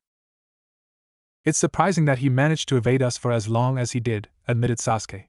It took us forever to even get the slightest hint of where he was hiding out. I wasn't hiding, interjected Naruto before continuing as the two genin present gave him confused stares. I was just setting up and fine-tuning a whole bunch of traps. Speaking of which, where'd you manage to learn all that stuff, Naruto? Sakura's eyes glistened slightly at the prospect of learning something new. The academy didn't teach us how to mix shuriken, kunai and duck feathers in our traps. I didn't, I improvised, shrugged Naruto. Making traps is pretty similar to setting up pranks, so I just swapped a kunai for a chalk duster, a shuriken for a bucket of paint, and all that. So anyway, I think that about sums up this page of today's training. Kakashi flipped a page in his book as he made his appearance. Now on to the next one. The three genin held back a collective groan. Does this mean we waste more time playing hide and go seek? Asked Sasuke, bored. No, in fact we're doing something a little more fun than that. And by fun I mean fun for me and frustrating and repetitive for you. Despite the fact that it sounded as though Kakashi was going to teach them something new, Naruto couldn't help but admire the subtle hint in the man's words that made it sound as though he couldn't care less about how much suffering they had to endure. Better get this over with then, Naruto grit his teeth as he looked towards his sensei. We're not going to be training here. You've got half an hour to get lunch before meeting me back at this point, and be prepared to get wet. Niji stood guard, his Byakugan active and scanning every possible angle for any sign of danger that could be approaching. While he had taken arguably the most damage in the battle against the Sannin, he had decided to take first shift, which allowed everybody else to rest up and tend to their wounds. While Lee had boldly proclaimed that he should have been the first watch, Niji had instructed him otherwise. For the moment both Team Guy and Team 8 had called a temporary truce, neither of the two teams coping well after their fight with Orochimaru. Niji figured that the most likely scenario from here on out would be that both teams would coincide with one another in order to get the number of scrolls needed in order to pass to the next event. Part of him wanted to say that fate had decreed it this way, but having watched Hinata step in front of him in such a way had torn at his definition of the word. Throughout his life he had known it was fate, which meant that as a member of the branch family he had to serve and protect those of the main family. Having watched the roles be reversed for just that smallest of moments had shaken him. Hinata had chosen her own path and now lay unconscious in the confined space with Tenten repetitively dabbing a wet cloth upon the Hyuga's brow. Niji couldn't help but be worried for his cousin. At the hands of Orochimaru he had thought that he would have died, that fate had only allowed him to proceed that far. In one moment all concept of fate was shattered, and now he was struggling to figure out just what he believed in. Niji, said Lee from beside him as the green-clad ninja pulled his leg warmers off, revealing the weights underneath. It has been decided that we need to get our friends medical assistance, yourself included. Since we can't leave the forest until the end of the test, I'm going to go get us some extra scrolls so we can proceed to tower and have our friends looked at. Go, commanded Niji, as Lee took off his weights and placed them on the floor before vanishing in a burst of speed. Niji leant against the side of the tree, figuring that even if fate no longer had a hold over his life, it would never allow Lee to be anybody other than himself. Sakura panted along the side of the riverbank, her chakra levels exhausted beyond belief. She had managed to grasp the concept of the exercise relatively quickly after only having fallen into the water once, but she found that she couldn't stand on the water for an extended period of time. Naruto and Sasuke had fallen in a number of times. The blonde shouted at the last Uchiha that he would get this perfected before he did. "Are you alright?" asked Kakashi, who had taken this time to set up a small campfire as to dry off his pupils. "Just a bit exhausted, Kakashi-sensei," said Sakura as she gladly accepted the warmth from the fire. "It's to be expected," said Kakashi. "Of the three of you, you have the lowest amount of chakra yet at the same time have the most skill in controlling it. Naruto is the opposite in where he has mountains of chakra but dismal control, while Sasuke has moderate reserves and moderate control." Sakura looked towards her teammates who were still struggling to find the right balance above the water surface. "So what's the final point?" she asked. "I'm sorry," replied Kakashi, not quite understanding the question. "Kakashi-sensei, I can understand that this exercise will become vital later on down the track, but it only shows that we each have something to work on. If what you say is true and my chakra levels are small in comparison of my teammates, does that mean that I'm the weak link?" "At the moment, yes," said Kakashi, being perfectly blunt, which aggravated his pupil somewhat. "However, this gives us something to work with at the same time." "How so?" asked Sakura. "It all depends on what division you want to set your mind towards." "What do you mean by division?" "Well, the three of you are a three-man squad," said Kakashi, breaking it down. "The three of you need to be able to adapt to every situation as a team. If you break down the specialties of everybody, you have Naruto, who is primarily a brawler. He loves getting into close combat, but that could be because he doesn't know of any long-distance attacks. Sasuke is adept at both taijutsu and ninjutsu, being able to fight from a range and close up." "So you're saying that as the third member I have to be the range specialist?" asked Sakura. "In a way, but not entirely true," said Kakashi. "You look at the female member of the Sannin Tsunade. She was a medic and quite possibly the greatest medic who ever lived, so her role was at the back of the three in order to heal her allies when they got wounded. She broke that mold, however, with her monstrous strength, making her a vicious fighter at the same time with the ability to destroy buildings with a single punch." "That's incredible," said Sakura in awe. "What you have to decide, Sakura, is how you can best help Naruto and Sasuke and show that you are by no means the weak link," said Kakashi with a nice smile. "I can't tell you what to specialize in. This is something you'll need to do yourself. If you'll excuse me, I need to see how these two are going." With that, Kakashi left Sakura, who turned her attention to the fire in front of her, the flames licking at her skin. She was surprised to see how much Kakashi was actually teaching them at the moment, and part of her wanted it to remain this way for a while longer. She recalled that somewhere in the academy it was more than likely that when the team became Chunin in rank they would be split up to do different missions that required specialists for the assignment. At the moment, however, she didn't want Team 7 to split up. Sakura knew she needed to contribute to the team in a way that only she could. Like Kakashi had said, at the moment she was the one least likely to charge forward, but she needed to be able to find some way to be able to contribute from behind. Either genjutsu or medical jutsu would be the prominent ways to go, yet at the moment she was aware her chakra levels were not high enough to maintain a number of genjutsu, nor did she know whether or not Kakashi had the control able to teach her medical jutsu. While she could use the next few months to improve on both her stamina and chakra levels, she needed to find a way in which to properly help out in the next mission. Looking back on the C-rank mission that they had taken, Sakura recalled how both Naruto and Sasuke had been able to contribute, but she had been able to do nothing, simply ensuring that she would be the last line of defense if both of them had fallen. Yet if they had fallen, then what chance did she have? Getting to her feet, Sakura looked towards the river where she could see both Sasuke and Naruto standing atop the water, and even though they were both slightly shaky, they seemed to have gotten the concept down quite quickly. Clenching her fist, she silently swore that she would do what she could and do it to the best of her abilities as a kunoichi of Konoha. Naruto swore violently as he fell into the water for the umpteenth time. Though his clothes were beyond drenched, he wasn't even beginning to think of giving up the challenging exercise for the night. Not as long as Sasuke stood on the water almost flawlessly, even as Kakashi created small ripples every few minutes that shook the two of them. The blonde couldn't stand the thought of being bested by the Uchiha once more. It wasn't really anything to do with who was stronger or better. It was his own pride at stake. Over the time that they'd spent on top of the water, he'd had an epiphany of sorts. Sasuke had beaten him every time they'd done something as a team, be it touching the bells at their first team meeting, or more recently not being the cause that resulted in Team 7 being kicked out of the Chunin exams. Though he was convinced he hadn't cheated, he had still been caught, and that meant that seemingly he'd done something wrong somewhere. Neither Sasuke or Sakura had managed to make the same mistakes as he had. Then there was the smaller things. On D-ranked missions, Sasuke never failed to be the best teammate save for when Naruto needed to use his shadow clones to do a big job in a small amount of time, or how he managed to scale trees with his chakra before Naruto. The young Uzumaki had come to a crushing realization that every Hokage had been the strongest ninja in the village's undisputed champions during their era. He didn't know all that much about the Shodaime or the Nidaime, but the Yondaime had often been described as the closest thing to a sage of 6 paths in the last 40 years. If that didn't speak volumes, the Sandaime, all jokes about his age aside, was still respected as an incredibly strong leader and ninja even today. Naruto was no fool. He knew that though the old man didn't look it, but 60 years ago he would have been much more mobile, and so strong that he could have probably put anyone to shame. Then there was him, Naruto Uzumaki. Where did he stack up against all that? He hadn't been a ridiculous prodigy the second he'd been born out of his long-gone mother's womb. He'd almost failed the academy, and had just gotten kicked out of the first stage of the Chunin exams. What kind of a Hokage was so weak, so disrespected, that he could be kicked out of an esteemed exam for cheating when he hadn't been cheating? The only real special thing about him, he'd come to realize, was that he had an ancient demon stuck in his gut. Sasuke, on the other hand, he was almost the polar opposite of Naruto. He wasn't just held in high esteem by people, some immediately gave him their respect, and not because of his last name. It was the way he carried himself. The last Uchiha didn't go boldly proclaiming that he would keep on trying until he would drop. He would keep at it, giving it 100% effort and gritting his teeth slightly when he didn't get the results he desired. And in the end he got them while Naruto was left to taste the bland, lukewarm water of the hot spring. "Hold on," Kakashi said suddenly, causing Naruto to almost fall into the deep pool again. "Neither of you have quite gotten the concept of water walking down yet except for Sakura."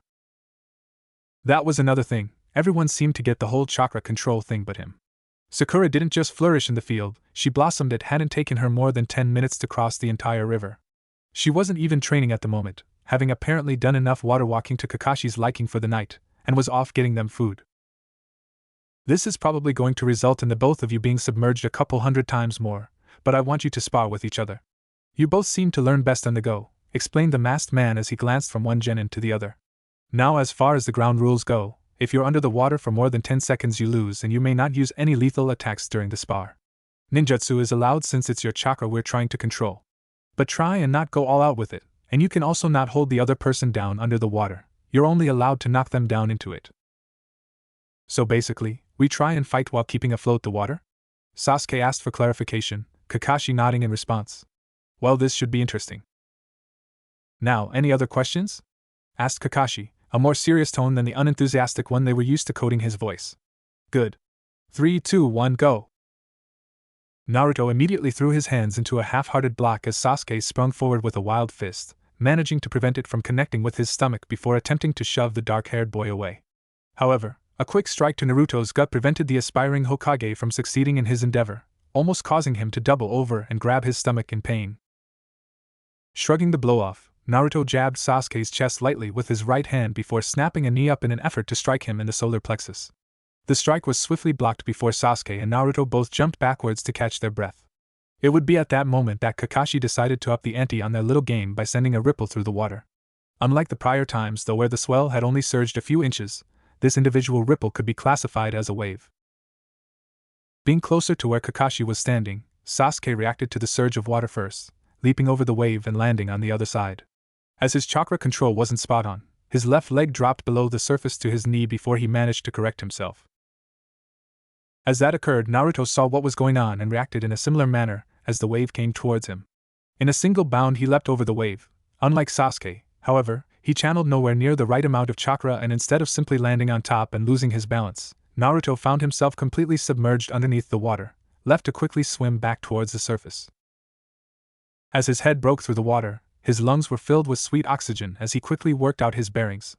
Channeling chakra into his palms, he managed to push himself using the water as leverage, working out that from this angle if he were to charge chakra into his foot he could effectively take steps towards the surface. This time, however, he pumped in too much chakra.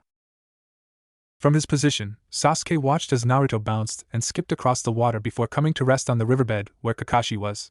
The black-haired genin knew that it would only be a matter of seconds before Naruto was on top of the water and once more sparring against him. Hardly anything ever seemed to get the blonde down. This was something that Sasuke somehow admired, and he couldn't help but wonder how Naruto managed to keep such a good vibe about him despite being mistreated against. His train of thought, however, came crashing to a halt as he had to defend and protect his face from being struck by Naruto's fist. While unpredictable, Naruto's attacks were slow and packed a lot of power behind them. Sasuke couldn't help but wonder if, like how Naruto had been sabotaged in the Chunin exams, whether or not he had been sabotaged during the academy as well. He couldn't see why not, but like with the exam, he had no proof to back his theory, other than the fact that Naruto didn't even seem to know the basic academy style of taijutsu. Even though Kakashi had said that after Sakura had come back with food they would call it quits for the day, he would check whether or not Naruto wanted to go through some basic katas with him. While they would be simple ones, he knew that he hadn't quite mastered them either, and going over the basics would help the grander techniques of his fighting style. He recalled the fight he had had with Rock Lee before the start of the first part of the Chunin exam, and the defeat he had suffered. From that defeat he knew that he had to work on things such as speed, strength and endurance, which would all come in time provided he put the effort into it. Landing a light blow to Naruto's shoulder, Sasuke had to lower his guard as Naruto's knee came up to strike at his stomach, and whilst he was able to block that blow, he took several quick jabs to the chest as a response. A small smile crossed his lips that went unseen before his passive face washed over his expression once more. Perhaps both of them could learn from one another later this afternoon. As he delivered an uppercut to the blonde, Sasuke quickly recalled that they did have a third member of their team in the pink-haired genin. Between the three of them, she was the one who was physically the weakest, and he was well aware that a chain was only as strong as its weakest link. If the next Chunin exam they took required an all-round team effort, then he could not afford himself to be pulled back due to his teammate not being able to keep up. Even though she would see it as something else entirely, he would ask her to train with Naruto and himself after eating. While it wasn't the most direct path to getting revenge on his brother, this was the path he would need to take in order to proceed. It wasn't just about throwing his life away to avenge his family. It was about living it in such a way that they would also be proud of him. Sasuke's foot dropped below the surface before he steadied himself, his chakra reserve starting to wear thin. Quickly readjusting himself, he knew that he had to finish this spar quickly, otherwise he would soon collapse from chakra exhaustion, and he was well aware he had nowhere near enough stamina to go on with Naruto. Admittedly, his teammate was like a chakra battery that never ran out of energy. Sasuke's eyes focused as he saw Naruto charging towards him, and as the blonde got in range he shot his fist straight out towards Naruto's nose, yet the blow never struck home. Showing that he was getting the grasp of the situation, Naruto had cut off all chakra to his feet for a split moment, gravity pushing Naruto down so that he dropped just below Sasuke's strike. With the Sharingan-wielding genin in range, Naruto pumped chakra back into his feet and pushed forward, attempting to spear tackle his teammate. Once again, however, he put too much chakra into the soles of his feet, and instead of hitting Sasuke with a normal tackle, the black-haired boy was struck with all of Naruto's weight crashing into his chest at an unregistered pace. Blood and bile escaped Sasuke's lips as the two of them came crashing down into the water, either of them staying above the river as liquid flooded their mouths. Both of the genin burst through surface of the water at the same time, one much more damaged than the other. Their eyes were shielded from the afternoon sunlight by Kakashi, who was standing above them. "I think we're done with training for today," he said from behind his mask. Before Naruto could complain and say that he could keep going, Kakashi continued, "If you two keep at it, then the food Sakura brought for you will have gone cold." As if emphasizing his point, Kakashi pointed to the riverbank where Sakura was waving at them with her spare hand, her other hand holding a plastic bag full of takeaway food she had purchased for them to share. Deciding to save their chakra, both Sasuke and Naruto started kicking forward and swimming towards the shoreline where the campfire and hot food awaited them.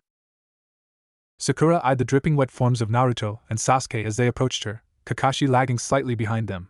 They quickly closed the gaps between them, the promise of food seemingly much greater than their levels of exhaustion.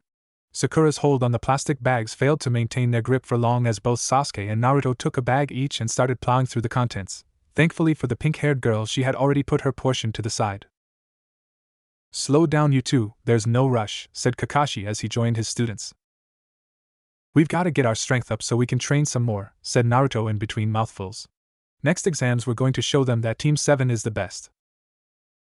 "As I said, there's no rush," said Kakashi. "Skill simply doesn't appear in a matter of days. You start with the fundamentals and it can take weeks and even months to get specific techniques down pat." "Hey Kakashi-sensei, could you teach us the jutsu you used to make the waves in the river?" asked Naruto, thinking of the possibilities. "I could teach you the seals, but if your elemental affinity wasn't water-based like my own, then you'll find the technique much harder to master than somebody with the right affinity." Sasuke paused from his eating momentarily as he absorbed this information. He knew that with his Sharingan he could practically copy any and every technique used against him. That being said, if he didn't have the chakra capacity to use the techniques to their fullest potential, then they effectively became useless. Likewise, if he didn't have the elemental affinity for certain techniques, then he'd have to look at alternates, which wouldn't drain him of so much chakra. Speaking of which, Kakashi-sensei, how would one go about learning what elemental affinity they have? Asked Sasuke. Kakashi eyed Sasuke at this point before his gaze passed over the rest of his team. Theoretically, fresh genin weren't meant to use elemental jutsu at this point other than simple D-rank techniques that anybody could use, despite the fact that none of the three seemed to know any at this point. However, considering that they were his students and thus his responsibility, he figured he was free to do as he wished. Well, considering the three of you have just about mastered the water walking exercise, I guess I can show you what elements you have tomorrow. Sweet, what's elemental affinity mean? Asked Naruto, the blonde having slept through the class which covered that in the academy. Before Kakashi could respond, Sakura spoke up. Kakashi-sensei, could I speak to you in private for a moment? She asked. Sure, said the team leader. Sasuke, could you explain elemental affinity to Naruto for me while I talk to Sakura? Sasuke nodded in acceptance as Kakashi and Sakura walked away from the two other members of the team, finally coming to a stop out of hearing range. What is it, Sakura? I figured out what I want to focus on, she said boldly, looking Kakashi in the eye. Did you see something in town which helped you decide? Asked Kakashi, wondering how this had quickly come about. Sakura's eyes focused as she told Kakashi what had happened in town. Sakura sighed as she walked along the dusty roads of Konoha, unsure of exactly where she was going. Though she had gotten the takeaway, she wasn't headed back to the training grounds right away, that much was certain. Her chakra had been depleted for the most bit, and she was sure that the only thing that would help it recover would be a good night's sleep, so her plan was to waste as much time as she could without arousing suspicion. She had no doubt that if there was enough time, Kakashi wouldn't hesitate to make herself train until she couldn't stand it. Was an odd change from the Kakashi that she had known before, and during the last few days she had often found herself questioning if it was a welcome one. I can't tell you what to specialize in, this is something you'll need to do yourself. Kakashi's words reverberated through Sakura's mind. It wasn't often that it got locked in a state of deep thought like it had. What was she meant to do? Where was she meant to go in life? She had a plethora of questions, and according to Kakashi, she was the only one who could answer them. She sighed as she watched a couple of young girls run around carelessly. They were her age if not a little younger, but it didn't take much to realize that they weren't ninja. Of course they weren't. The way in which they composed themselves made it obvious. They looked happy and worry-free instead of having to put on the little muscle that Sakura had needed to. They looked slim and pretty. The majority of the group had blonde hair, but Sakura's eye was drawn towards the one brunette in the group. Though her hair color was the only distinguishable difference from the rest of them, she looked like the odd one out. Kind of like how Sakura was amongst others with her large forehead. The only thing was that the brown-haired girl didn't look out of place. She seemed as though she was having the time of her life despite the minor difference in hair color from the rest of her friends, but then again brown was a much more common color than pink. It wasn't a pleasant feeling knowing that you'd never stick in with the rest of the crowd no matter how hard you tried for something physical. Since she had been a child, Sakura hadn't really ever had any real friends because anyone she attempted to get close with laughed at her weird hair and her enormous forehead. Eventually they stopped with all that once they had matured a little bit, but Sakura found herself unable to make friends with people who had pointed at her and laughed in such a way. She supposed she was kind of unique with her odd hair color, her large forehead, and now even her hair itself was screwed up thanks to Naruto. Making a small mental note to get it cut properly so it didn't look anywhere near as disfigured as it currently did, she sighed slightly. It seemed as though she wasn't destined to live the life of a normal girl. Instead of having slumber parties and chasing boys, it was looking as though she'd be infiltrating dangerous bases and locking horns with enemy shinobi who wanted nothing more than to leave her as a corpse on the battlefield. Passing by the Yamanaka flower shop, she paused to sniff at some lilac-colored flowers that were on display. Sakura wasn't sure what the next part of the Chunin exam was and as such was unsure when she would likely see her blonde friend again. Smelling the flowers was one way to remember that even with the hectic life of a ninja, she needed to spend some time to herself and enjoy the times when she wasn't on missions. Hey Sakura, said Inoichi as he stepped outside the store door wearing a dirt-covered apron. I thought you would have been Ibiki coming to pick up his order. These flowers are for Ibiki? Questioned Sakura, wondering what the proctor of the first exam would want with such delicate-looking flowers. Partially for the flowers, but mostly for the roots, said Inoichi. If you crush up the roots and mix them with hot water you get a mild poison that can cause a slight fever. From what I heard he's interrogating some guy, but doesn't want to go overboard so he's just using serums that aren't lethal. Yet knowing him he just plans on making the poison in front of the guy and saying that it's highly toxic and that if the antidote isn't given within a certain amount of time, then there is no guarantee that their life will be safe. That's interesting, mused Sakura as she eyed the flowers. Is it just these flowers, or are there other species in your shop that are more than just pretty plants? Come in, gestured Inoichi as he stepped out of the doorway. I'll teach you just why my shop is the most successful flower shop for the ninja community. And that's pretty much it, concluded Sakura. I have to say, this wasn't the path I was expecting you to take, but it just goes to show that Naruto isn't the only one who can be unpredictable, said Kakashi, smiling behind his mask. Learning how to utilize poison will take you on a different path to your companions, but if this is how you believe you can be the most effective, then I have nothing against it. Thank you, Kakashi-sensei, said Sakura, beaming slightly. I'll bring you a couple of books tomorrow that can help you get an idea on how to construct a successful poison, said Kakashi. Research, proper measurements, and correct ingredients will be necessary, and I will help you as much as I can. Now go have your food with the other two before they devour your portion as well. Again, thank you, said Sakura with a light bow, turning and running towards the food as her stomach gave a small complaint from the lack of intake it had had. Kakashi remained where he was as he observed his team and summarized what the most likely scenario would be. His three-man squad consisted of a blonde that would be right in the thick of things. Alongside him would be the best of his class who could also support with ranged jutsu, and then there was the female of the squad who would weaken the enemy with poison-laced weapons. A smirk went unnoticed across his face. Kurenai could have her tracking team and Asuma could have his capture-based squad. He was quite content to have the assault squad. It didn't take long for Team 7 to finish their meal, and even though Kakashi told them that they were done for the day, rather than running off back to the village, none of them moved from where they were. Curious, Kakashi asked what they were planning and they broke it down for him. Sakura was going to push herself water walking again with one of Naruto's shadow clones for support, while Sasuke felt that the dobe would only slow the team down if he didn't know any basic taijutsu katas to base his offense around. Kakashi couldn't really help but beam at his students. It seemed that the fun and games from the academy were finally over and things would be getting a little more serious now. When Kurenai appeared in front of her team, she had been filled with praise for Team 8, having made it past the Forest of Death by the eve of the first night of the 5-day competition.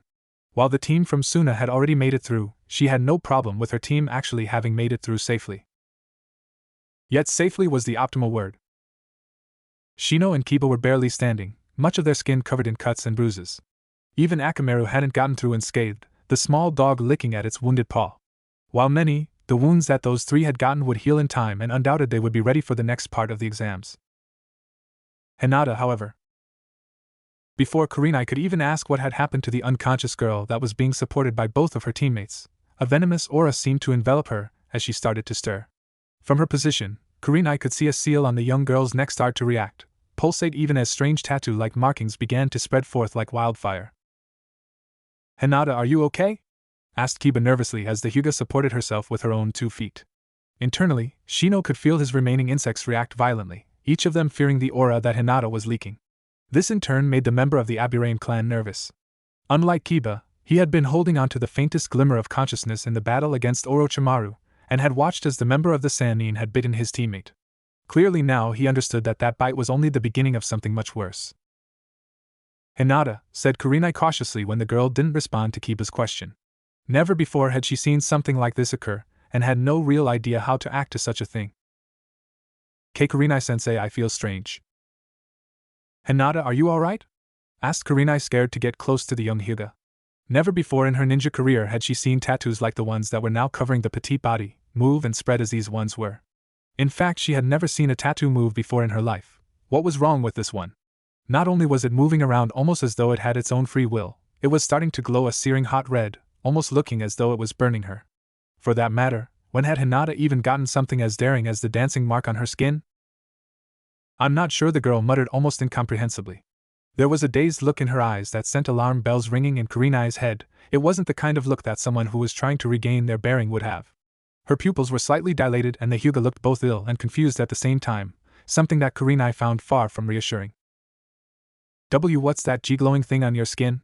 Said Kiba, slowly becoming more and more freaked out with every passing second. His teammate in the Aburame air was silent on the matter despite being just as frightened for Hinata's safety, the eyes behind his sunglasses that normally would be attempting to analyze the situation wide in concern. Before anybody else could reply, the ink covering Hinata ceased moving and fixed itself on singular spots. As it froze, the scorching returned to a deep faded black that clearly contrasted with Hinata's pale skin. Now that they weren't twisting around violently, one could almost mistake the ink pattern for being beautiful in design. Each little insignia looked like a falling leaf, as if a portrait of an autumn day had been painted upon Hinata's body. Almost instinctively, Hinata's right hand snapped up to the ink pattern on her skin as she let out a little yelp of pain. Within seconds, Kiba, who had cautiously been backing away from his female teammate, was at her side, concern clearly etched on his face. Hinata, you're starting to scare me." Kiba's attempt to conceal his worried voice went unnoticed by those around him. Though the Hyuga had moved for a brief second, she had now returned to her former daze-like state. There was something wrong with her body language, something about the charisma that surrounded her that told the other members of Team 8 that their youngest teammate was not alright.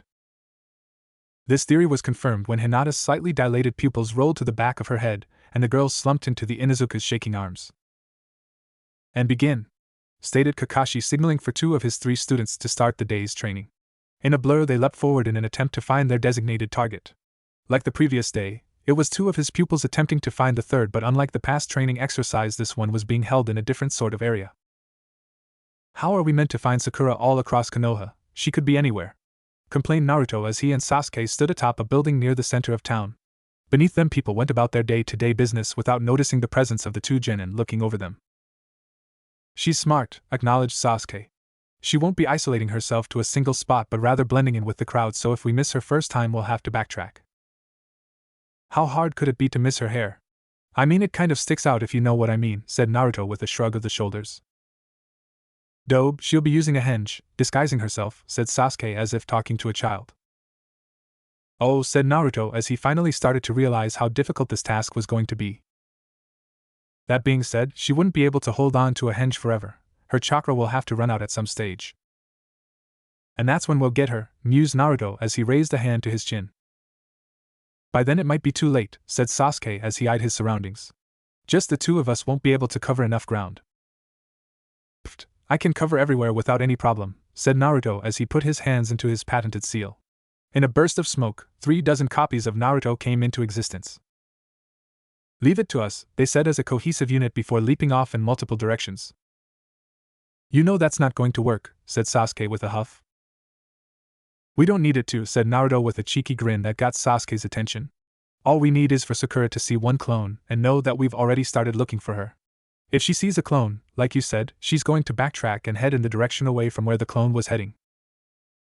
Sasuke was momentarily puzzled for a second, not truly believing what had come out of the blonde's mouth. "How did you come up with something like that?" asked Sasuke, wondering how Naruto had had such a plausible idea. "It's like when we get sent out to get Tora," said Naruto, remembering the first time he and his team had been sent to get the ferocious cat. "The first part of the strategy is always a diversion, pushing the target towards where the main force is located. I'm using the same concept here by having her come to us instead of us going to her." "Alright then, but how will we know which one will be her?" asked Sasuke, picking at a major flaw in Naruto's plan. The blonde raised his finger to answer but paused as he realized that he hadn't thought this far ahead. "Okay, I guess this is where I contribute to this plan. Sakura will always be on the lookout for us, and if she spots us, we'll move in the other direction with the possibility that we'll miss her. Therefore, like her, we have to hide as one of the crowd. So we're going to henge into other people in order to catch someone who's using a henge," said Naruto, slamming his fist into his opposing palm. "It's not going to be that simple, Dobe," said Sasuke. "She won't run away because she knows that we may be nearby, but if we can't figure out which one is her, then we'll never find her." "So what are we looking for then?" asked Naruto. "Look for similar mannerisms," explained Sasuke. "Even though we got taught how to construct a henge at the academy, we never really got taught how to use a simple technique to our advantage. The key here is that we know that our target has had training, and since she will be on the lookout for us, she'll be looking around for any sign of us." "But she won't find us because we'll be under a henge," declared Naruto boldly. "See, Dobe, even you can learn," said Sasuke jokingly, which only infuriated Naruto, but the blonde didn't say anything as the member of the Uchiha clan performed the henge, his physical shape and structure changing to take on the appearance of a 40-year-old man. A second later, Naruto performed the same technique as his appearance altered as well. As funny as it would have been to have performed the Oiroku no Jutsu, Naruto knew that somewhere out there was potentially Kakashi watching them and evaluating how well they performed in this task. As such, he simply opted to change into a younger form of himself, but was wise enough to change his hair to a light brown as to not get spotted so easily. "Good enough?" asked Naruto, his voice squeaking ever so slightly. "Guess so," said Sasuke with a shrug before pointing down into the street. "I'm going to go stake out that point over there. It looks like it'll give enough visual coverage." "I'll go play with those kids over there," said Naruto, pointing down to where a couple of children were playing in the street. Sasuke, however, gave him a look of intrigue. What if a kid isn't playing? It becomes obvious that they aren't a kid. While Sasuke could think of a handful of reasons to argue against something like that, he decided to let it go for now. Alright, if we haven't found her in an hour, meet up and we'll make another plan.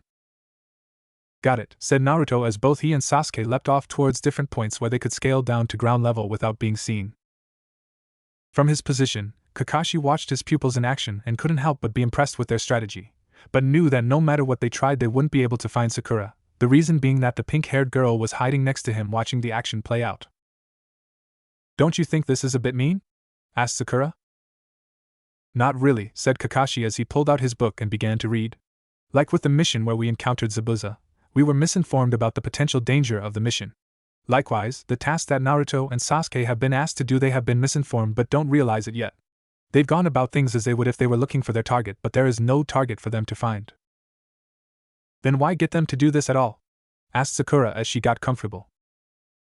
Put it this way, said Kakashi as he broke it down for his student. If a group of shinobi have been sent out on a mission to free several hostages from a bandit camp containing 20 bandits, what do they expect to find in the mission?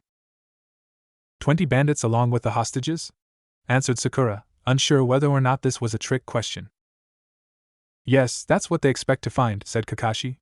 However, if one thing got misinterpreted, one single detail, the entire operation could be more dangerous than beneficial.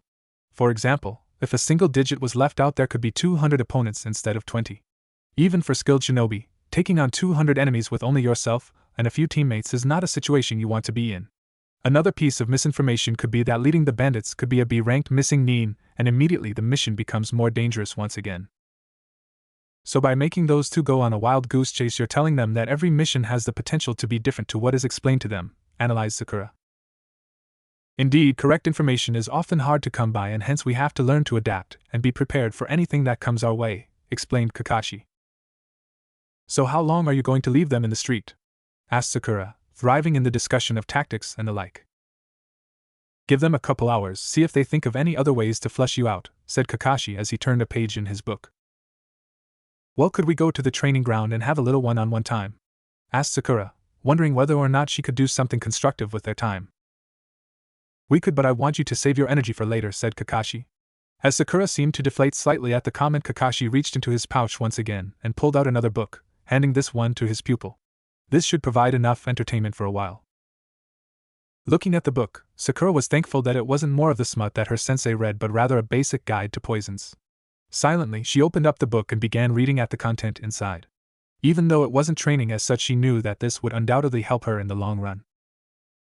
Alright, I want the two of you to tell me exactly what happened in there, said Kurenai menacingly as she placed her hands on her hips.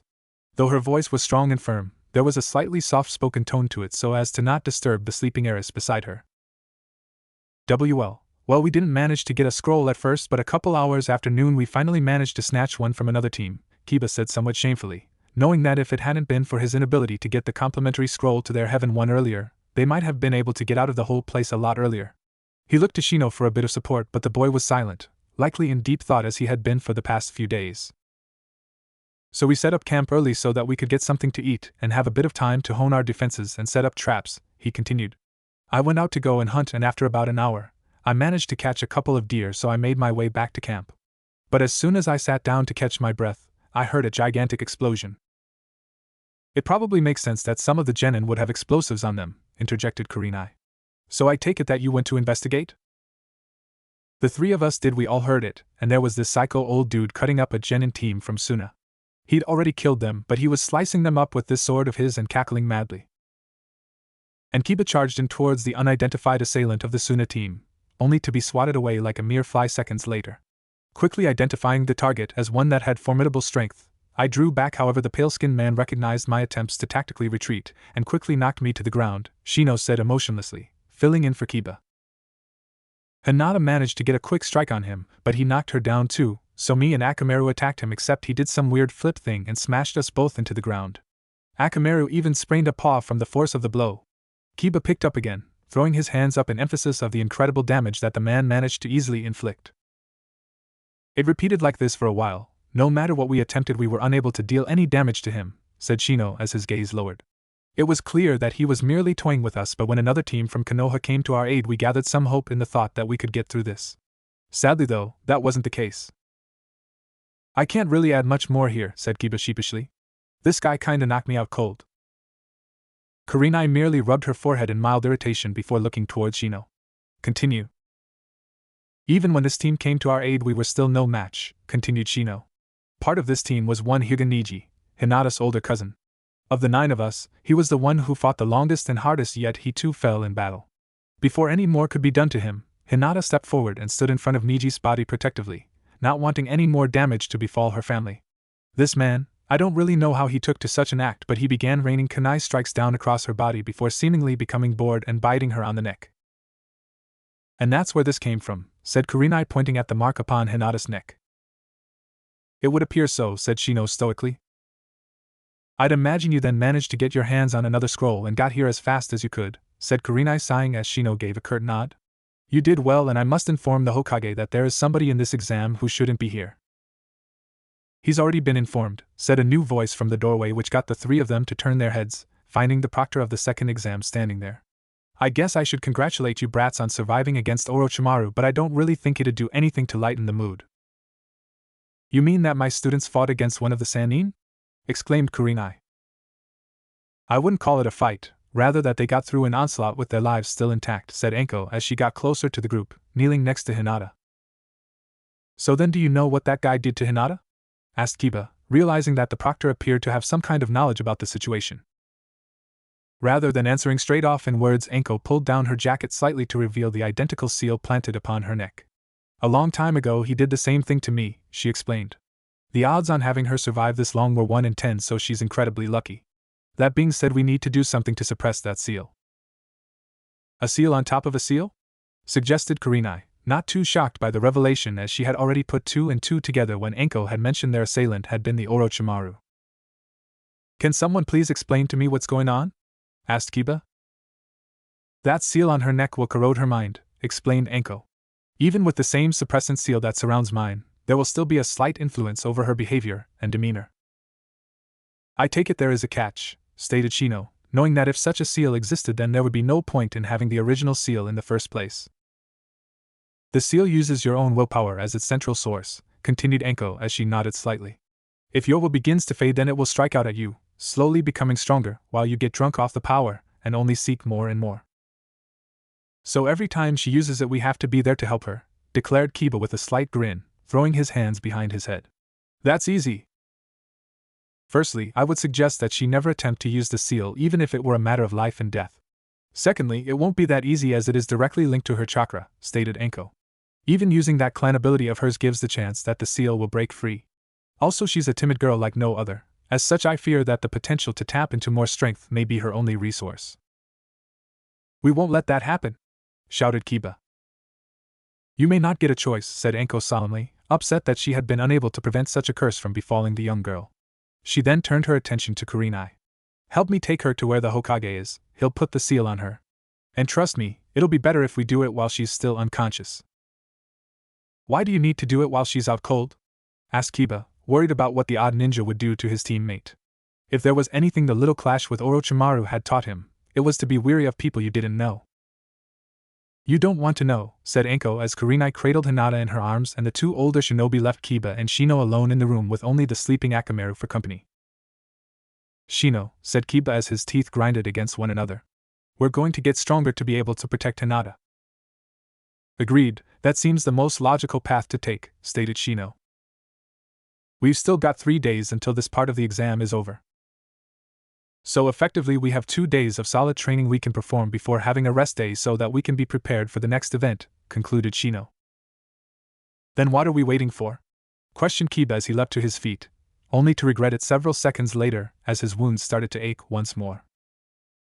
I believe a resting for the rest of the day would be most beneficial, said Shino as he got to his feet, albeit much slower than Kiba had.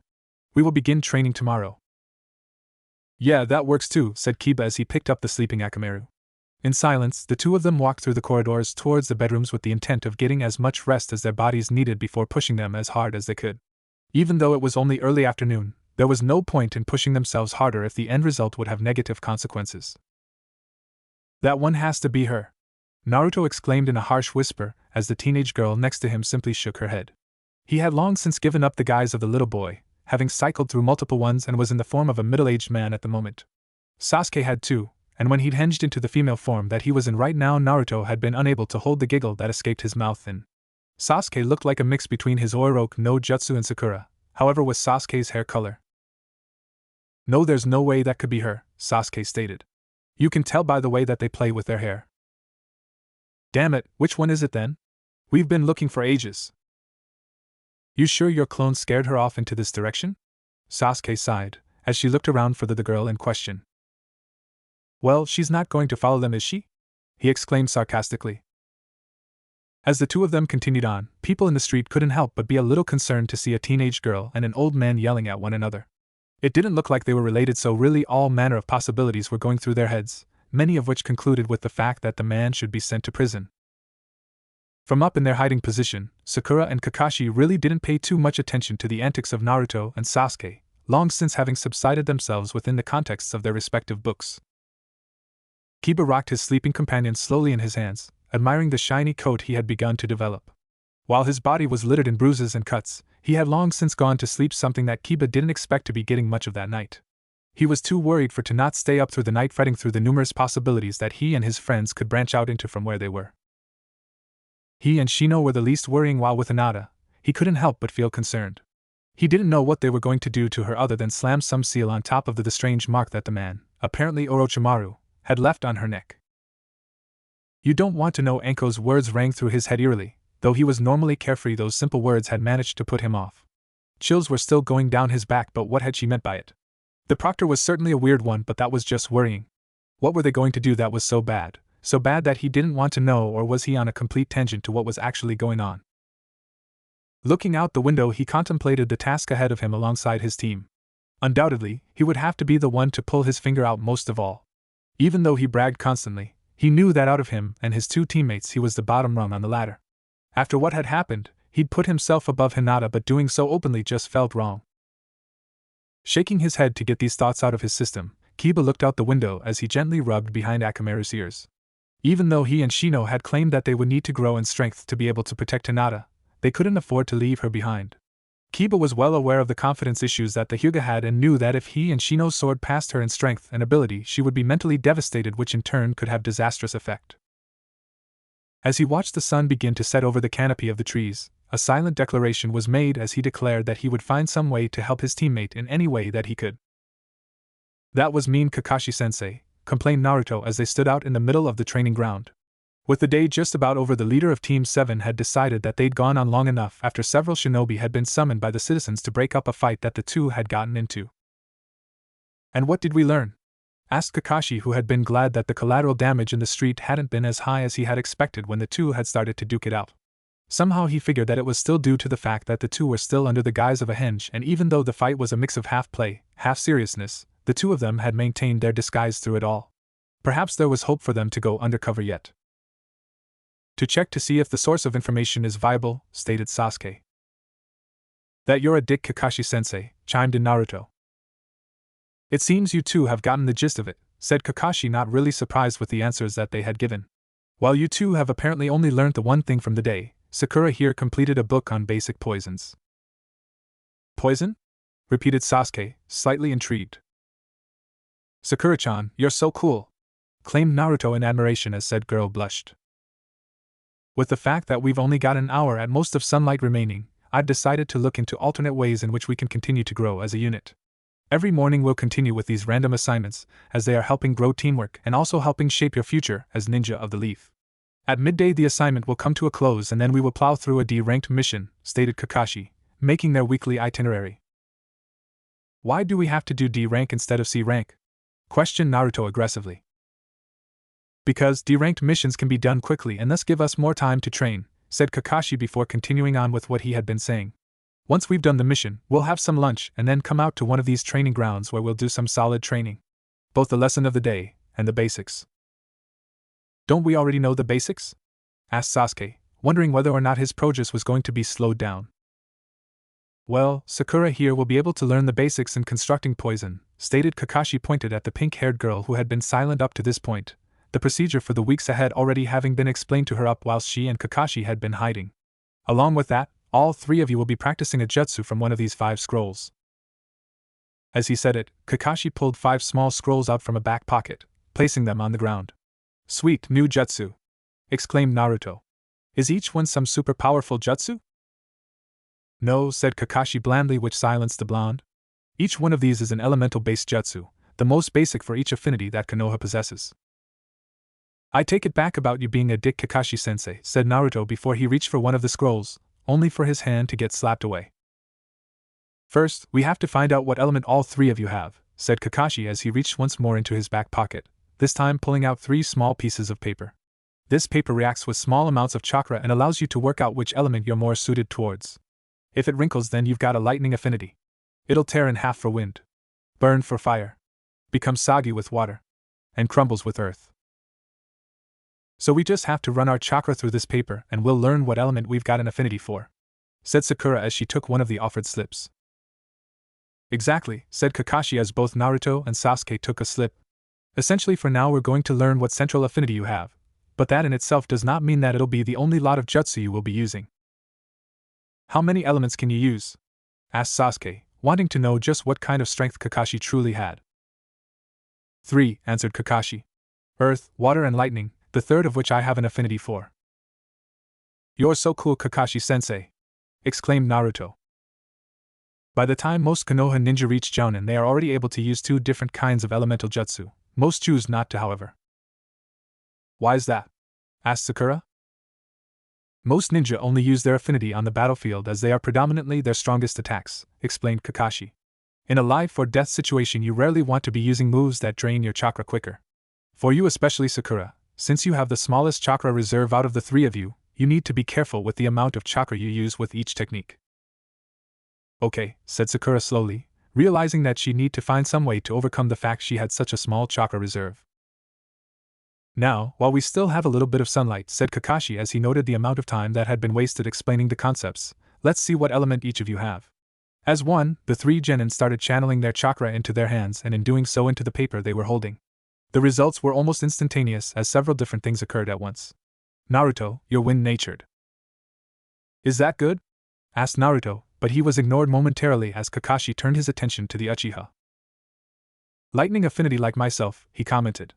Sasuke grumbled a bit at this but internally knew that this information would undoubtedly help him in the long run. Finally, Kakashi's attention turned to Sakura, but unlike the others, there was no paper remaining in her hand but rather a small pile of hot ash. Finally, we have a fire wielder. Wind, fire and lightning, said Naruto as he rounded off the 3 genin. Guess I can take these 2 scrolls back, said Kakashi as he put away the scrolls containing earth and water jutsu. Picking up the paper containing the fire jutsu, he handed it to Sakura. Katon Kasai Nagar for you.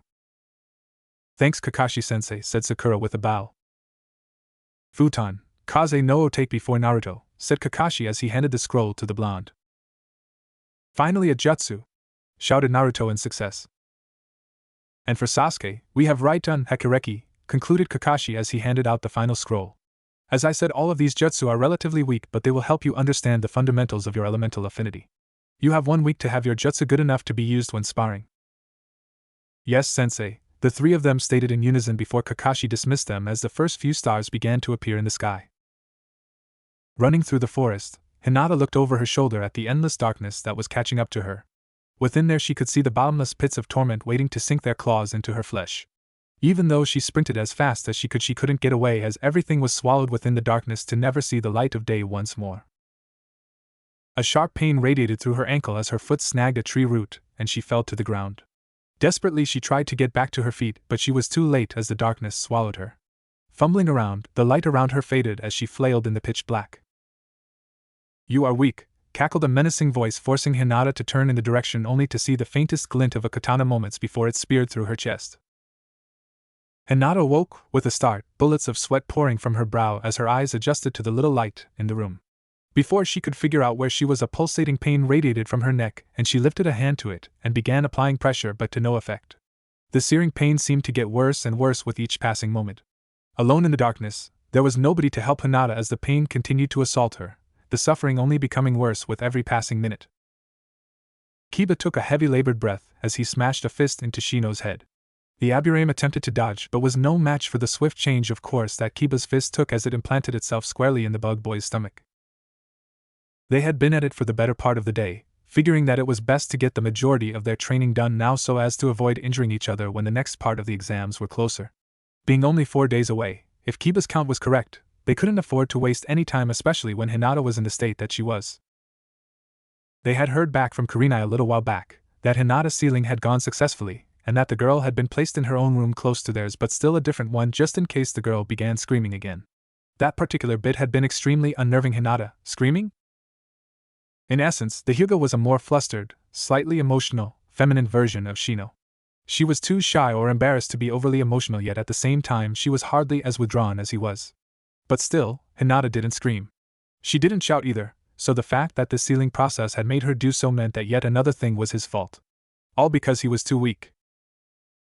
Despite what others thought, Kiba was no fool. He knew that Orochimaru's fangs could have just as easily been laced with venom as opposed to the creepy sealing thing. In the 10 minutes it had taken for the rest of them to finally get to their feet, Hinata could have easily fallen into cardiac arrest or something even worse. He knew, and Shino clearly did too, there was a certain strength behind his punches that Kiba hadn't seen ever before. It was as if it was fueled by the frustration of the events that had taken place in the last 2 days. It was rare to see the alienated boy as emotional. Kiba snapped his head to the right, his senses all turned on since he was in the middle of an intensive fight, to hear Akamaru's barking. It wasn't the happy or relaxed barking that Kiba was accustomed to, it was more one that was warning him of something. Not alarmed but slightly on edge. Shino paused his assault too, probably somewhat curious as he cocked his head in Akamaru's direction. Following Akamaru's gaze, Kiba blinked a few times in rapid succession at the form in front of him. His jaw fell open in surprise. It wasn't that he didn't want to see Hinata standing boldly a few meters to the right of him, rather that he had expected the girl to be sound asleep. Hinata? Stuttered Kiba, unable to believe what his eyes were telling him. What were you doing here? Fight me, she whispered quietly, almost like a ghost. What? Asked Kiba once again as he noticed Shino tense beside him. I said fight me, snapped Hinata with a firmness about her that Kiba had never before witnessed. Fight you? Kiba asked once again, unbelievingly as he looked at Hinata's body from top to bottom. The bags under her eyes clearly contrasted her pale skin, allowing Kiba to quickly realize that she must have not gotten much sleep. I can't. You're still not fit to do anything yet. At this, the girl grit her teeth in anger. Watching with fearful yet curious eyes, Kiba's heart almost skipped a beat as a shrouded aura began to overcome the girl as she clenched her fists with a grunt. Akamaru's loud barking fell on deaf ears as the 2 male genins slowly backed away, scared of the normally timid girl. With another grunt, the girl had her Byakugan activated, the dark aura subsiding as strange black marks began to race all around her skin. A slightly twisted smirk on her face, Hinata slowly began to advance towards Kiba and Shino, also ignoring the panicked barks of Kiba's alarmed canine companion. Fight me or I'll fight you, whether you like it or not. That would be unwise, Shino cleared his throat. Hinata, I beg you to reconsider, attempting to fight anyone while you're still in your condition would surely be detrimental. The girl ignored the normally collected boy's pleas as she advanced towards him, however Kiba's eyes weren't drawn towards her. Instead they were wide and large as they watched Akamaru make a wild charge for the young Hyuga, intent on biting off a piece of her skin in order to save his master from the threat in front of him. As Akamaru jumped in the air, he was met with a swift juken strike to his chest, instantly causing him to crumble onto the ground as his rough barking turned into slow whimpering. A few seconds later, the black marks on Hinata's body receded as she joined her teammate's injured dog, cradling the pup in her arms. What have I done? So how are we meant to go about this again? Questioned Naruto as he eyed Kakashi, the Jounin too occupied with his book to bother responding. Just follow the instructions on the scrolls, Naruto, it's not that hard, said Sakura. I don't get it though, do we follow the hand seals from left to right or up to down or? You start from the right side of the scroll and go down like any normal scroll though, Sasuke sighed, not in the mood to deal with Naruto's idiocy. And what about chakra, how much chakra do we pump into the technique? Naruto asked his teammates. Didn't you listen to this stuff at the academy? Asked Sakura wearily. It's why learning techniques isn't as easy as just catching the hand seals, since everyone has different coils that respond differently each time you push out chakra with a hand seal. You need to find the right amount for you. Some people just can't get certain techniques to work for them while others can take years to master one. So what happens if I just pump a shitload of chakra into a technique? Wouldn't that make it stronger? Yes and no, Sakura said almost as though she were a lecturer. More chakra will make it more potent, but at the same time, it becomes more unstable. And hand seals can only stabilize your chakra so much before it blows up in your face. So in other words, that chakra control crap is important? Naruto's eyes squinted as Sakura firmly nodded her head. That sucks, I'm really bad at it. But I guess it's not that bad because everyone has to go through the same pro. Except for me, Sasuke interjected smugly. The Sharingan automatically tells my coils how much chakra to produce when replicating a technique, provided I've seen it beforehand. Yes, Kakashi shut his book with a thud before he pulled his headband up, revealing a dark, glowing red eye. It does. The Sharingan is an excellent shortcut in battle. It allows you to flip techniques on opponents and learn thousands of jutsu, as I myself have done. However, it's a shortcut, and the long way is always more beneficial in the long run. There's a secret to this dojutsu. A secret? Sasuke's eyes widened as the three genin almost collectively gasped. It doesn't master the technique for you.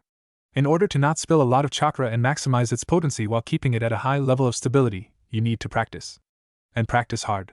The way of the ninja is not an easy one. Things will blow up in your face, as Sakura said, but a true ninja does not let scars deter him. Where are your scars then, Kakashi-sensei?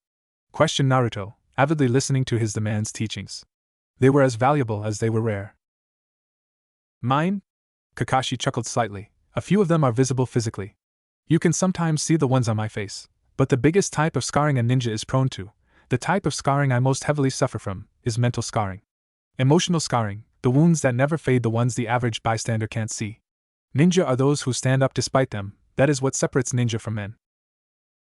Emotional scarring, Sakura trailed off curiously, like the kind where a loved one stops loving you. Did your girlfriend dump you or something once?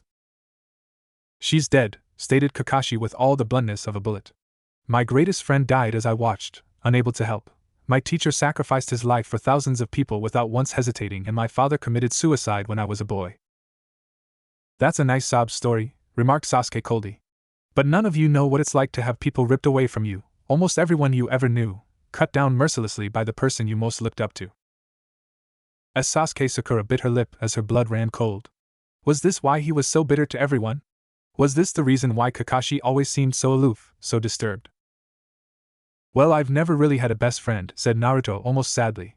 I don't know the pain of losing someone because I've not been all that close to anyone. But I guess that's my story. The entire village spits upon me for being something I never asked to be in the first place.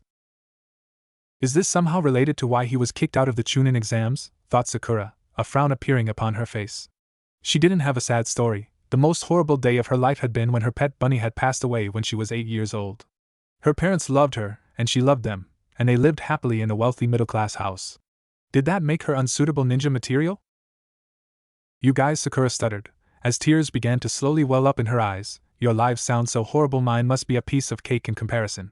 She wiped her eyes with an arm. But I'm here for any one of you. Kakashi-sensei, Sasuke and Naruto, maybe I'm not worthy to be a ninja, but I want to be a worthy friend to all of you. Don't talk nonsense, Sakura. Naruto's head snapped up, causing Sakura to hesitate as she went to rub her eyes. Of course you'll be a worthy ninja. Sakura could only watch in amazement as Sasuke and Kakashi both nodded slightly, the young girl's eyes filling with even more tears as Naruto continued. You're smart, you've got a strong will, and you always know what to say. Thanks, Sakura sniffed slightly. I guess you're the one I should apologize to the most. I've been a horrible teammate, and an even worse friend for the past few years. Don't worry about it, now let's get back to learning these jutsu. We're gonna be the most kick-ass team in Konoha in a few weeks. Naruto threw a fist up in the air in celebration. Hang on, Sasuke held up a hand for emphasis. About what Kakashi-sensei was saying, I want to know more about your team. Well, Kakashi sighed before figuring it would be best to let out what he had been holding in for so long. We weren't just your regular genin team. I for one was a Chunin when I joined.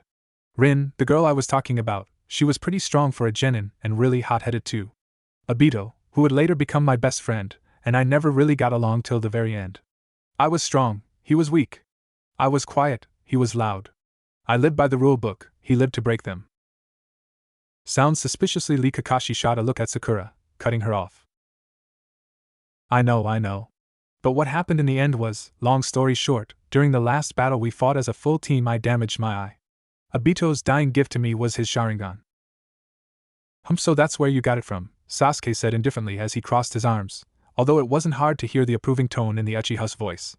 His eye shifted towards Naruto momentarily, and he wondered if he ever found himself in such a situation, would he be willing to pass on his legacy to the blonde. Such thoughts were pushed to the side as Kakashi continued. So things crumbled afterwards. Believe it or not, we started off as Team 7 as well, but after Obito's death we dismantled. It wasn't too long later that Rin passed away on the battlefield, and I don't particularly feel like going into details about how that happened. So that's my life story, kids. I hope you learned from it, said Kakashi, his former emotionless tone returning as he opened up his book again.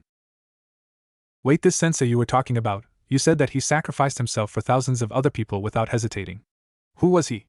Sasuke said, not quite satisfied. Yeah, if he did something that big, I'm sure he'd be plastered all over the textbooks, added Sakura. Oh, but he is, Kakashi chuckled as he covered up his Sharingan eye once more. His name was Minato Namikaze. The second proctor of the exam wasn't quite sure how she had gotten roped into babysitting the latest victim of her former sensei's seal, but now found herself in somewhat of a predicament. While Kurenai had gone to explain to her other two students that Hinata had not fully been in control of her actions, Anko had been given the task of telling the young Hyuga that there would be times when worse things could occur if Hinata wasn't able to keep control of her emotions. Having lived with the cursed seal for some time, Anko was well aware of what it could and would do to a person. She knew it was a horrible thing, something equivalent to a mark which branded you as having been corrupted with something from the lowest circle of hell, and while that description wasn't exactly inaccurate, it wasn't that bad a thing if you could control it. Frankly, Anko still couldn't, nor did she ever plan to. To harness the power of such a dark and twisted man's gift wasn't just asking for trouble, it also meant that you had no respect for your own power. Your own ability to train, your own ability to become strong. It had been years since Anko had willingly tapped into the seal's power. The ways in which it twisted you made death a better fate. And Anko was fairly certain that if it ever came to a choice between death and letting the seal consume her, she would choose the former option. It wasn't that it wasn't honorable, they were ninjas, so naturally nothing was dishonorable, rather that it was dangerous and scary. It literally turned you into a monster, physically and mentally. Thus the dilemma was how she went about telling this petite young girl that her ninja career, as she knew it, was going to be completely rewritten. Sighing, Anko looked at the girl almost motionless form, her lilac eyes still wide with horror. Kid, you know staring at your legs all day is not going to do much good to anyone, said Anko, breaking the silence. If she had been hoping for a response, however, she wasn't going to go home disappointed as Hinata continued to avoid the gaze of the higher-ranked shinobi. A slight scowl crossed Anko's face as she figured that she'd need to try a different tactic with the young girl. Moving from her position, Anko closed the gap between the two of them and knelt down by her side, placing a comforting hand on Hinata's shoulder. Look, what happened today was a mistake, and like all mistakes you learn from it and move on. But what if it happens again? Asked Hinata in a petite voice. The seal that the Hokage put on you is a prevention seal, meaning that it will do its best to prevent you from unwillingly tapping into that bite mark Orochimaru gave you, explained Anko. There's no way to shut it off completely. Every so often it will try to seep in, and it will take effect like a drug. Every time you have some, you'll want more, and trying to fight without it is almost harder than not tapping into the energy source. No matter what though, if you can avoid it, never willingly use that power. Yes, said Hinata meekly, her voice barely more than a whisper. If it starts acting up, the only person who can make it stop is yourself, stated Anko. From what I've been told, it was having an effect on you last night, and since you didn't know how to stop it, it managed to get a grip on you, hence why you wanted to spar with your teammates. That is only the beginning though, unless you can prevent yourself from using it. Nobody can help you fight it, so you have to be strong. Your willpower is what keeps that evil seal in place. If your will falters, then you will find yourself under the seal's curse once more. I understand, said Hinata, still not willing to make eye contact. Good, said Anko as she got to her feet. Now I've got to get me so. Anko suddenly stopped talking, looking curiously as the timid girl something wasn't right.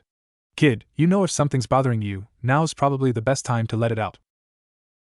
It's nothing, murmured Hinata, looking to the ground in an attempt to brush Anko's words away. Look, I know you didn't ask for this, believe me, I didn't ask for the bastard to try and give me a love bite either, but you've got to keep your head held high. There was a 9 in 10 chance that you would die when he branded you with the seal and you survived, but that's still only half the battle. You've got to be strong. People will make fun of you and avoid you like the plague because of the seal, but don't give in or you're letting Orochimaru win. Anko massaged her temples gently. She hadn't asked to be giving inspirational speeches to a young girl that had the personality of a mouse. Silently she prayed that there weren't any recording devices in the room, otherwise her reputation would be at stake. Okay, Hinata nodded slightly. Normally the words that Anko had said would have reminded her of a certain blonde boy who liked to keep his head held high, but something entirely different was bothering her at the moment. Okay? Repeated Anko, having none of it. You know, the two of us are kinda unique. No one else in all of Konoha has ever been in such a predicament, even if it's not a good one. That means I've got a responsibility to make sure that you, as someone who'll go through similar things to what only I have been through, are alright. Now are you going to tell me what's wrong, or am I going to have to resort to my own methods? It's just I'm not sure how my family is going to react to this. And Minato and Namikaze? Trembled Sakura in awe. The Minato Namikaze? Last I checked there was only one, but then again with all the people in Konoha, you never know. Kakashi casually flipped another page of his book. You can't be serious. Naruto's mouth was agape from surprise, and for once, Sasuke's full attention was on the math teacher in front of him. What, you thought I got this strong by reading books? Kakashi asked humorously as he gestured towards the book in his hand. Something like that, Sasuke spoke up. I assumed you were born into a strong family or something, but if you had the Yondaime as your teacher, that about explains everything. I was born into a strong family, corrected Kakashi as if he had just uttered the most common statement in the world. My father was probably just a little below on par with the Sannin when he was alive. Your father? Asked Naruto, his eyes shimmering with curiosity while Sakura's eyes widened slightly, the pink-haired girl rapidly starting to put two and two together. I might as well write an autobiography at this point, sighed Kakashi. Tsukumo Hatake, he was the White Fang of Konoha. Sakura cut him off, remembering the numerous lessons they had had on famous Konoha ninja. So I guess that means you can only really get as strong as you if you've got an amazing teacher and have a strong genetic ninja history. Her face lowered into a small frown. Not necessarily, answered Kakashi. You need to understand that people who come from strong families are often strong because they work hard and keep attempting to be strong so that they can impress their clan. Aside from bloodlines, there's not that much of a difference if you come from the street or if you are a direct descendant of the Sage of Six Paths. Yeah, I don't even know my parents, but that's not going to stop me from being the Leaf's best Hokage. Naruto threw up an enthusiastic fist. Then you've also got to consider the fact that I'm not even that strong in comparison to others. As much as I'd hate to admit it, I'm far from the strongest ninja to live. Kakashi made sure to make eye contact with the three of them. Then you also need to consider that the Yondaime wasn't the world's best teacher. Though he was an incredible ninja, the strongest one I have ever come across, that does not always make for the best teacher material. You're not the best teacher either, Sasuke countered bluntly.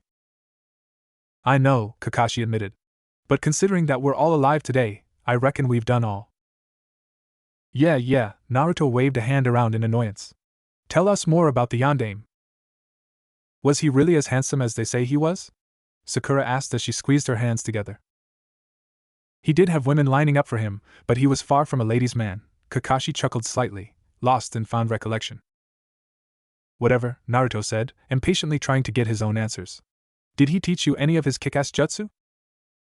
Plenty, said Kakashi in a relaxed tone. And I don't suppose you intend to teach us any of those? Sasuke's eyes glimmered slightly. Playful but useless elemental jutsu were all good and everything, but they were a joke next to something like the techniques of the Yondaime.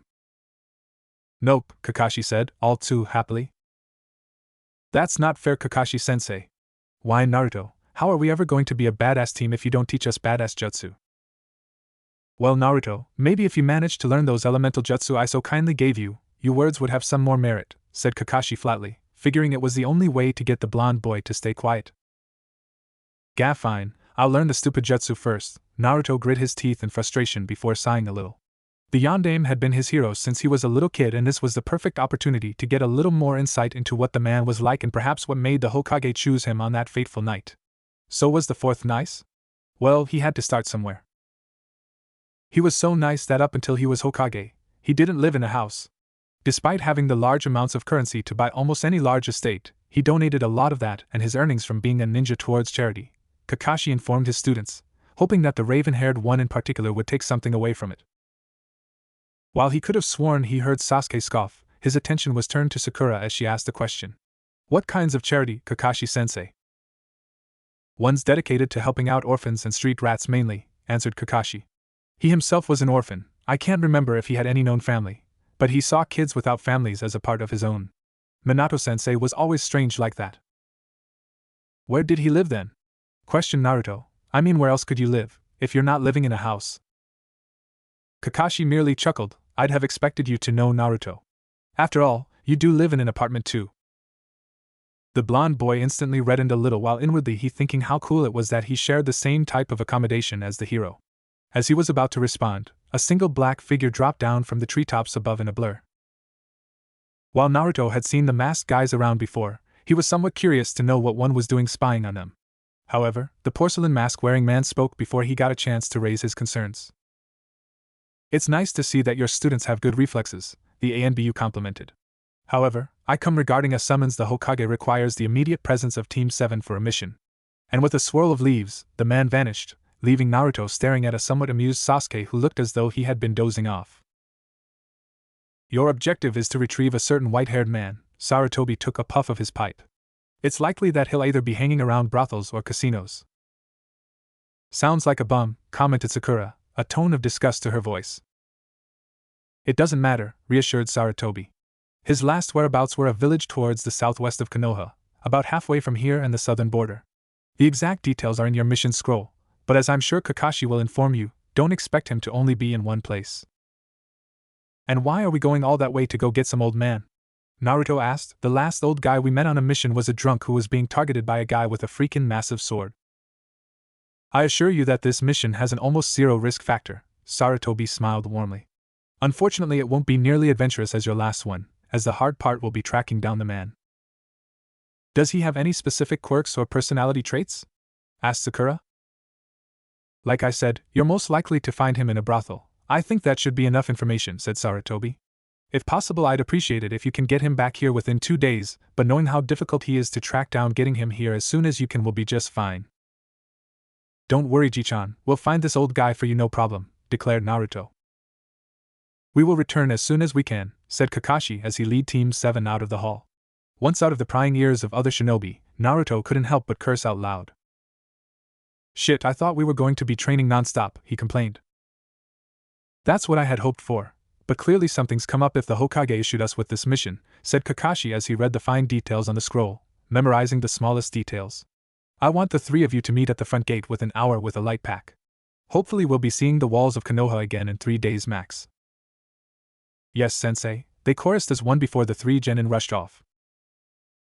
A small smile crept across Kakashi's masked face. When he had first met his team all those months ago, he seriously doubted that they would have progressed this far so soon.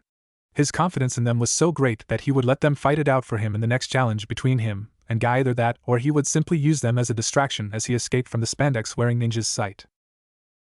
The joy of underlings. Kiba cradled the small form of Akamaru close to his chest, the small pup resting after having received treatment for the injuries he had sustained. While he knew that Hinata had not been fully in control of her actions, he couldn't help but be angry at the Hyuga heiress.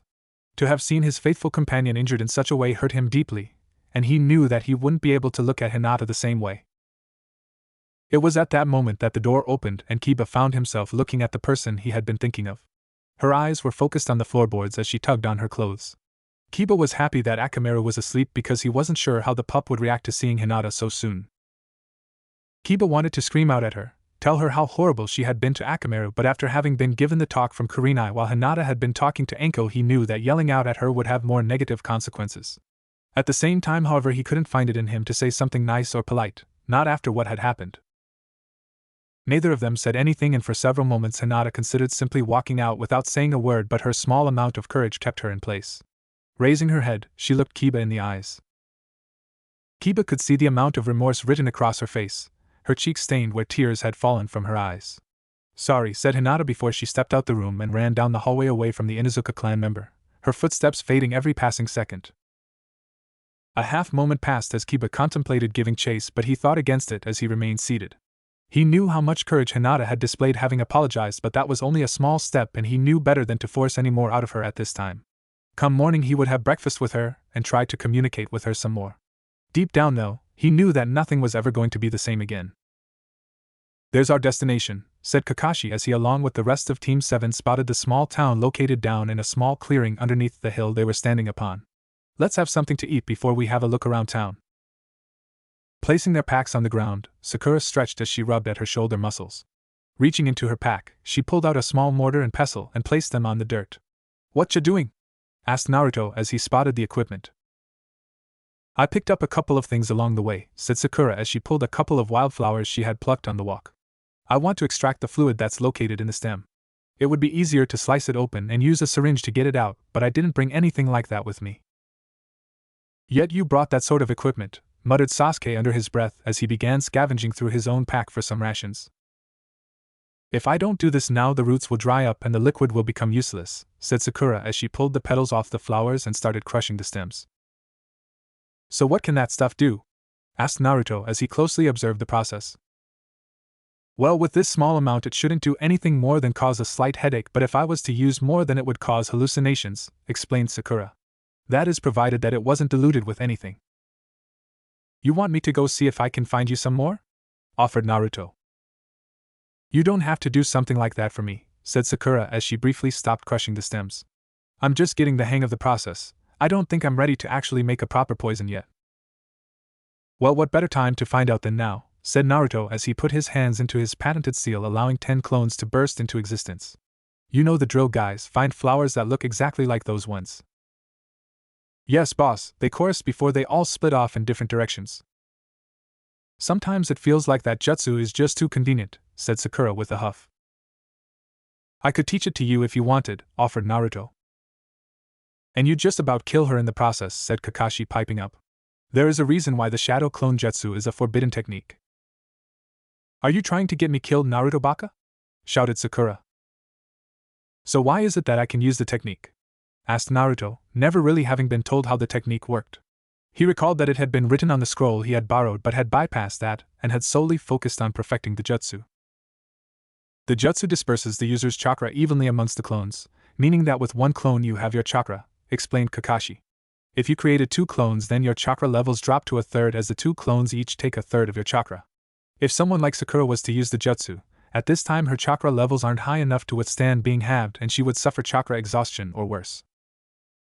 Sasuke took this information in, knowing full well that he had a much higher chakra level than Sakura and therefore possibly being able to use the jutsu himself. Yet his thoughts were more on the blonde beside him, having witnessed the number of clones that Naruto was able to produce on multiple occasions. In the battle against Haku, Naruto had been able to summon at least 20 clones seemingly without it having any stress upon his body. This made the Uchiha wonder, just how much chakra did Naruto possess? How much chakra would you recommend someone having before attempting this jutsu? Asked Sasuke. I'd say that you'd be able to make a single clone quite easily, said Kakashi looking at his student. 2 would be pushing it and 3 would likely be your absolute max. In fact, you'd probably risk injuring yourself with that number alone. With a confident smirk, Sasuke put his hands in the same position that Naruto had earlier, and before anybody could stop him he shouted, Kage Bunshin no Jutsu. The rest of Team 7 watched as a single burst of smoke appeared, soon vanishing to reveal an exact clone of Sasuke. Team, when'd you copy that? Shouted Naruto, furious that his most prominent technique had been stolen. Do you think that after the number of times that you have used it, I wouldn't have seen it with my Sharingan at some point, Dobe? Asked the Sasuke clone. It wasn't as draining on my chakra as I thought it would be, but I can understand the dangers behind it, said Sasuke. Here I was thinking you were the cautious one, mumbled Kakashi. Hey Kakashi-sensei, when do you think I'd be able to make a shadow clone? Asked Sakura, her mortar and pestle having been pushed to the side momentarily. Leaning towards the side of caution, I'd like you to be able to stand on top of water for at least an hour, preferably 2, said Kakashi. 2 hours water walking, got it, said Sakura, knowing that she could be researching some more poisons at the same time. Before anybody else could speak, there was rustling in the bushes as 3 of the Naruto clones returned with flowers in their hands. We got these for you, Sakura-chan, they said as one as Sakura took them from the clones. Thank you, said Sakura as she put them in the mortar alongside the other flowers. How are their 2 tems? They shouted as they noticed that Sasuke had made a replica of himself.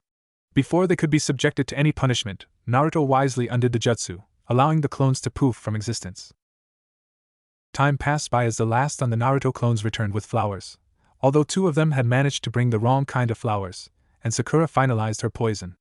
Emptying the contents of her mortar into a test tube, Sakura put the equipment away as Kakashi decided it was time for them to act. Alright, you 3, he said as the genin stood in front of him. I want the 3 of you to attempt this mission yourselves. Really? Exclaimed Naruto excitedly. Are you sure that's wise, sensei? Asked Sakura. I have faith in you 3, think of this as another form of training, stated Kakashi. Your mission is to find and locate the target last seen in this town. As the Hokage said, he is most likely to be drinking and womanizing, so prime locations would be bars and brothels. But Kakashi-sensei, we're not old enough to enter those kinds of places, said Sakura, picking at the one flaw in Kakashi's request. "We can if we use a henge," declared Naruto, recalling the different disguises that both he and Sasuke had used the prior day. "An alternate to looking for him would be to make him come to you," said Kakashi. "He's a self-proclaimed super pervert, so henge yourself into something that'll pique his interest." "So you're saying we have to look decent and he'll come to us?" questioned Sasuke.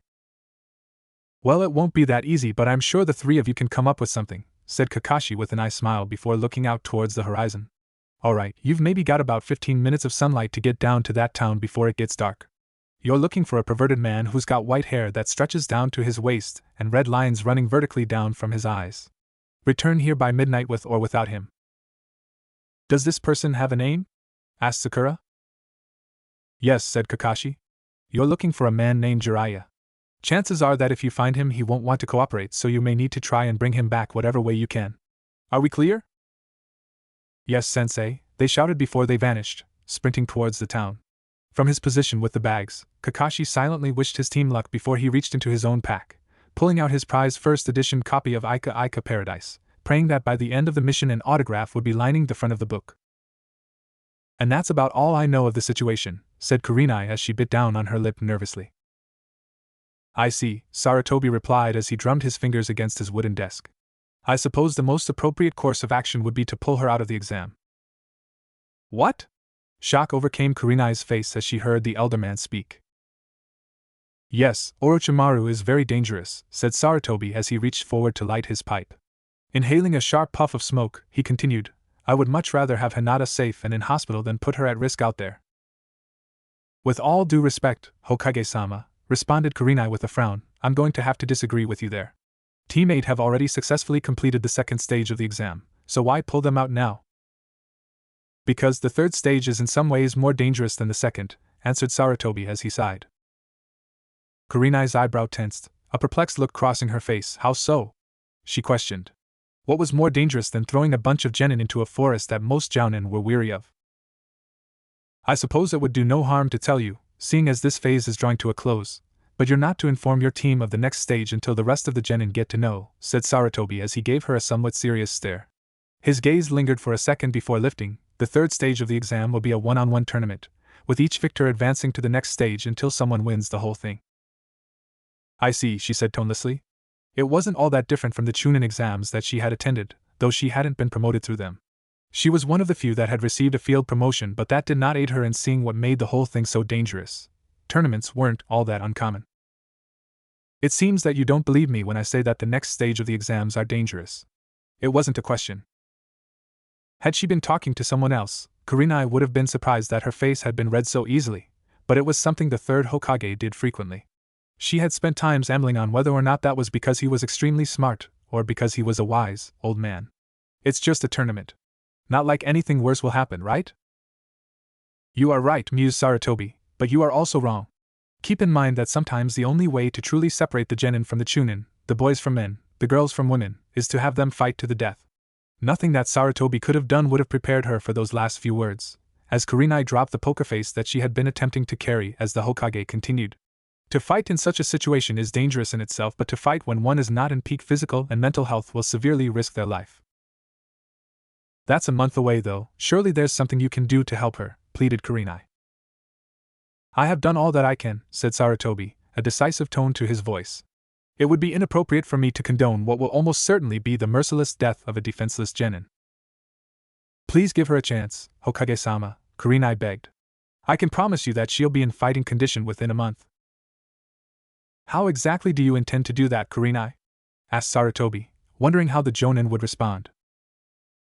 "I'm not sure," muttered Kurenai, "but I'll figure something out. Enko will probably be able to help me out too, since she probably knows what we'll be up against." Sarutobi murmured, "Your points are reasonable, and should she be in an appropriate condition, I won't have any problem allowing her to participate.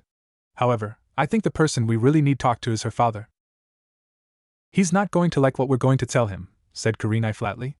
"And I'm sure he'd attempt to remove the seal by himself. The Hyuga are known for their sealing practices. Which is why I have attempted to contact my old student, Jiraiya." Sarutobi exhaled a breath of smoke. "He is a well-respected seal master. After he's been retrieved by the team I have sent, I have no doubt that he will be able to deter the Hyuga from attempting anything impure." Impure? Questioned Kurenai, unable to catch on to what the Hokage was hinting at. Politics aren't always black and white, answered Sarutobi before moving on. I also believe that he'll be able to explain Hinata's state to Hayashi. So what do we do for now? Asked Kurenai. Do we tell anyone? Do we say anything to the rest of my squad? No, said Sarutobi, we must keep this quiet. I believe that if we were to announce what has happened today, we may fall victim to yet another one of Orochimaru's infinite ploys. However, I would recommend talking to Hinata's teammates so that they better understand what she is going through. All right. Thank you, Hokage-sama, said Kurenai as she walked out of the man's office, setting out to find Anko. There's no way I'm teaching that depressed little shit, protested Anko, twisting her head to the side as she crossed her arms. Anko, come on, sighed Kurenai as she leaned back against the wall. How else are we going to get her ready for the Chunin exams? There's no we in this, answered Anko, still refusing to look at Kurenai. She's too whiny and quiet. Never would have imagined that the bastard would start giving hickeys to the silent type. Now's not the time for jokes, scowled Kurenai. If we don't help her, then almost everything around her is going to rapidly fall apart. How's she going to understand what has happened to her without you? She's not, snorted Anko as she waved a hand dismissively, ignoring the chatter of the few individuals in the Jounin lounge. Let her figure it out like I did. Anko, Kurenai bit her lip in frustration. Stop being so unreasonable and come with me to have a chat with her. Fine, muttered Anko before chiming up as she finally turned her head to look at the Jounin, but only if you ask nicely. The Genjutsu master bit harder. Anko, please come with me to have a chat with her. See, that wasn't so hard, said Anko playfully before adopting a more serious tone. And it's already been done, had a talk with her when you stuck me on babysitting duty. Kurenai's eyes widened slightly. Thank you. If you really wanted to thank me, you'd treat me to some dango later, grinned Anko, knowing that the adept Genjutsu would be unable to deny her request this time. The Jounin sensei nodded slightly before continuing. Okay, sure, but what was Hinata's state of mind during the talk? Quiet and withdrawn, but I'd assume she's almost always like that just by the way she dresses, answered Anko.